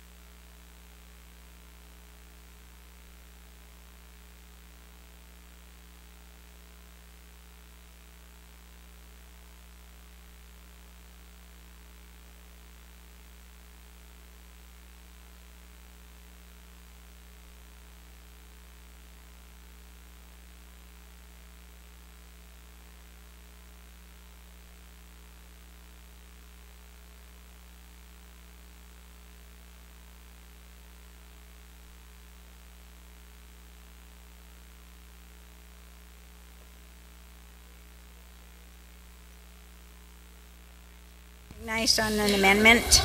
Thank you very much, Madam Speaker, for giving me the opportunity to work on the recess and work the definition out. So on line item 13, I would, of course, delete the unborn child definition, and instead of unborn child, put fetus in there and then work the definition in. So that would be my motion. And any sections relating to that would be fetus. On the amendment then without any objections? Ooh, okay. Replacing the term unborn for fetus and keeping the same definition? No. Okay, Fetus deleting, definition. okay. They've already, they found the definition. Thank you. So on that amendment then without any objections, so ordered.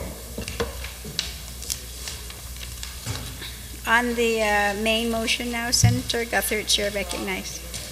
Yes, and the amendment is throughout the bill, that wherever the word is mentioned, that, yes, okay. Okay, now the motion is on the bill, Madam Speaker? Yes, on the main bill On the now. main bill. First of all, Madam Speaker, I want to say that these bills are always very difficult and challenging. And I think this body has sort of come together and developed a position that we can support. I will support this bill. As a matter of fact, I would like to ask the sponsor to include me as a co-sponsor of this bill. I do support the 24-hour waiting period 100%. I think that's a very positive development that all of us can appreciate and helps to create an awareness of the importance of this subject. I also believe, Madam Speaker, that as we go forward, we need to focus on the reasonableness of our actions in this legislature at all times, and look at various issues that come before this legislature from an approach that allows us to use the best wisdom that we all have and we can muster to do the right thing for this community. And I sincerely believe, speaking on my behalf, that supporting this bill as it is presented is a good thing. And I'm very happy to show my support for it. Thank you very much. Thank you, Senator And I do request to be a co-sponsor, and I think Senator Respicio is also. Okay, well, we'll have to wait for the primary author then to do his closing. On the main motion, are there any other speakers? Senator Calvo, can someone please call the senator? To close, Senator Calvo, and there's a request for two co-sponsors, Senator Guthertz and Senator Respicio. Okay. So, but you're to close. Yeah, thank you very much, Madam Speaker. Madam Speaker, it's a bit bittersweet. First of all, I'm thankful for, again, the body moving forward in the passage of Bill 54-30. I understand, too, it is a very, very difficult issue, and with that, again, some of the key language that I had originally placed in has been taken out. But understanding that, we need to move forward. Again, Guam is one of the most liberal areas when it comes to the abortion procedure and the flexibility given to abortionists in that regard. At least we are moving in the right direction. I want to thank my colleagues here, and I'm going to be asking them again for their support in the passage of this measure. Again, in the not too distant future, come 2011, I will be in another branch of government, and I look forward to working with my colleagues as one that will administer over agencies that we have discussed about, and whether it's the Department of Public Health, mental health, and other agencies that do provide services to our people.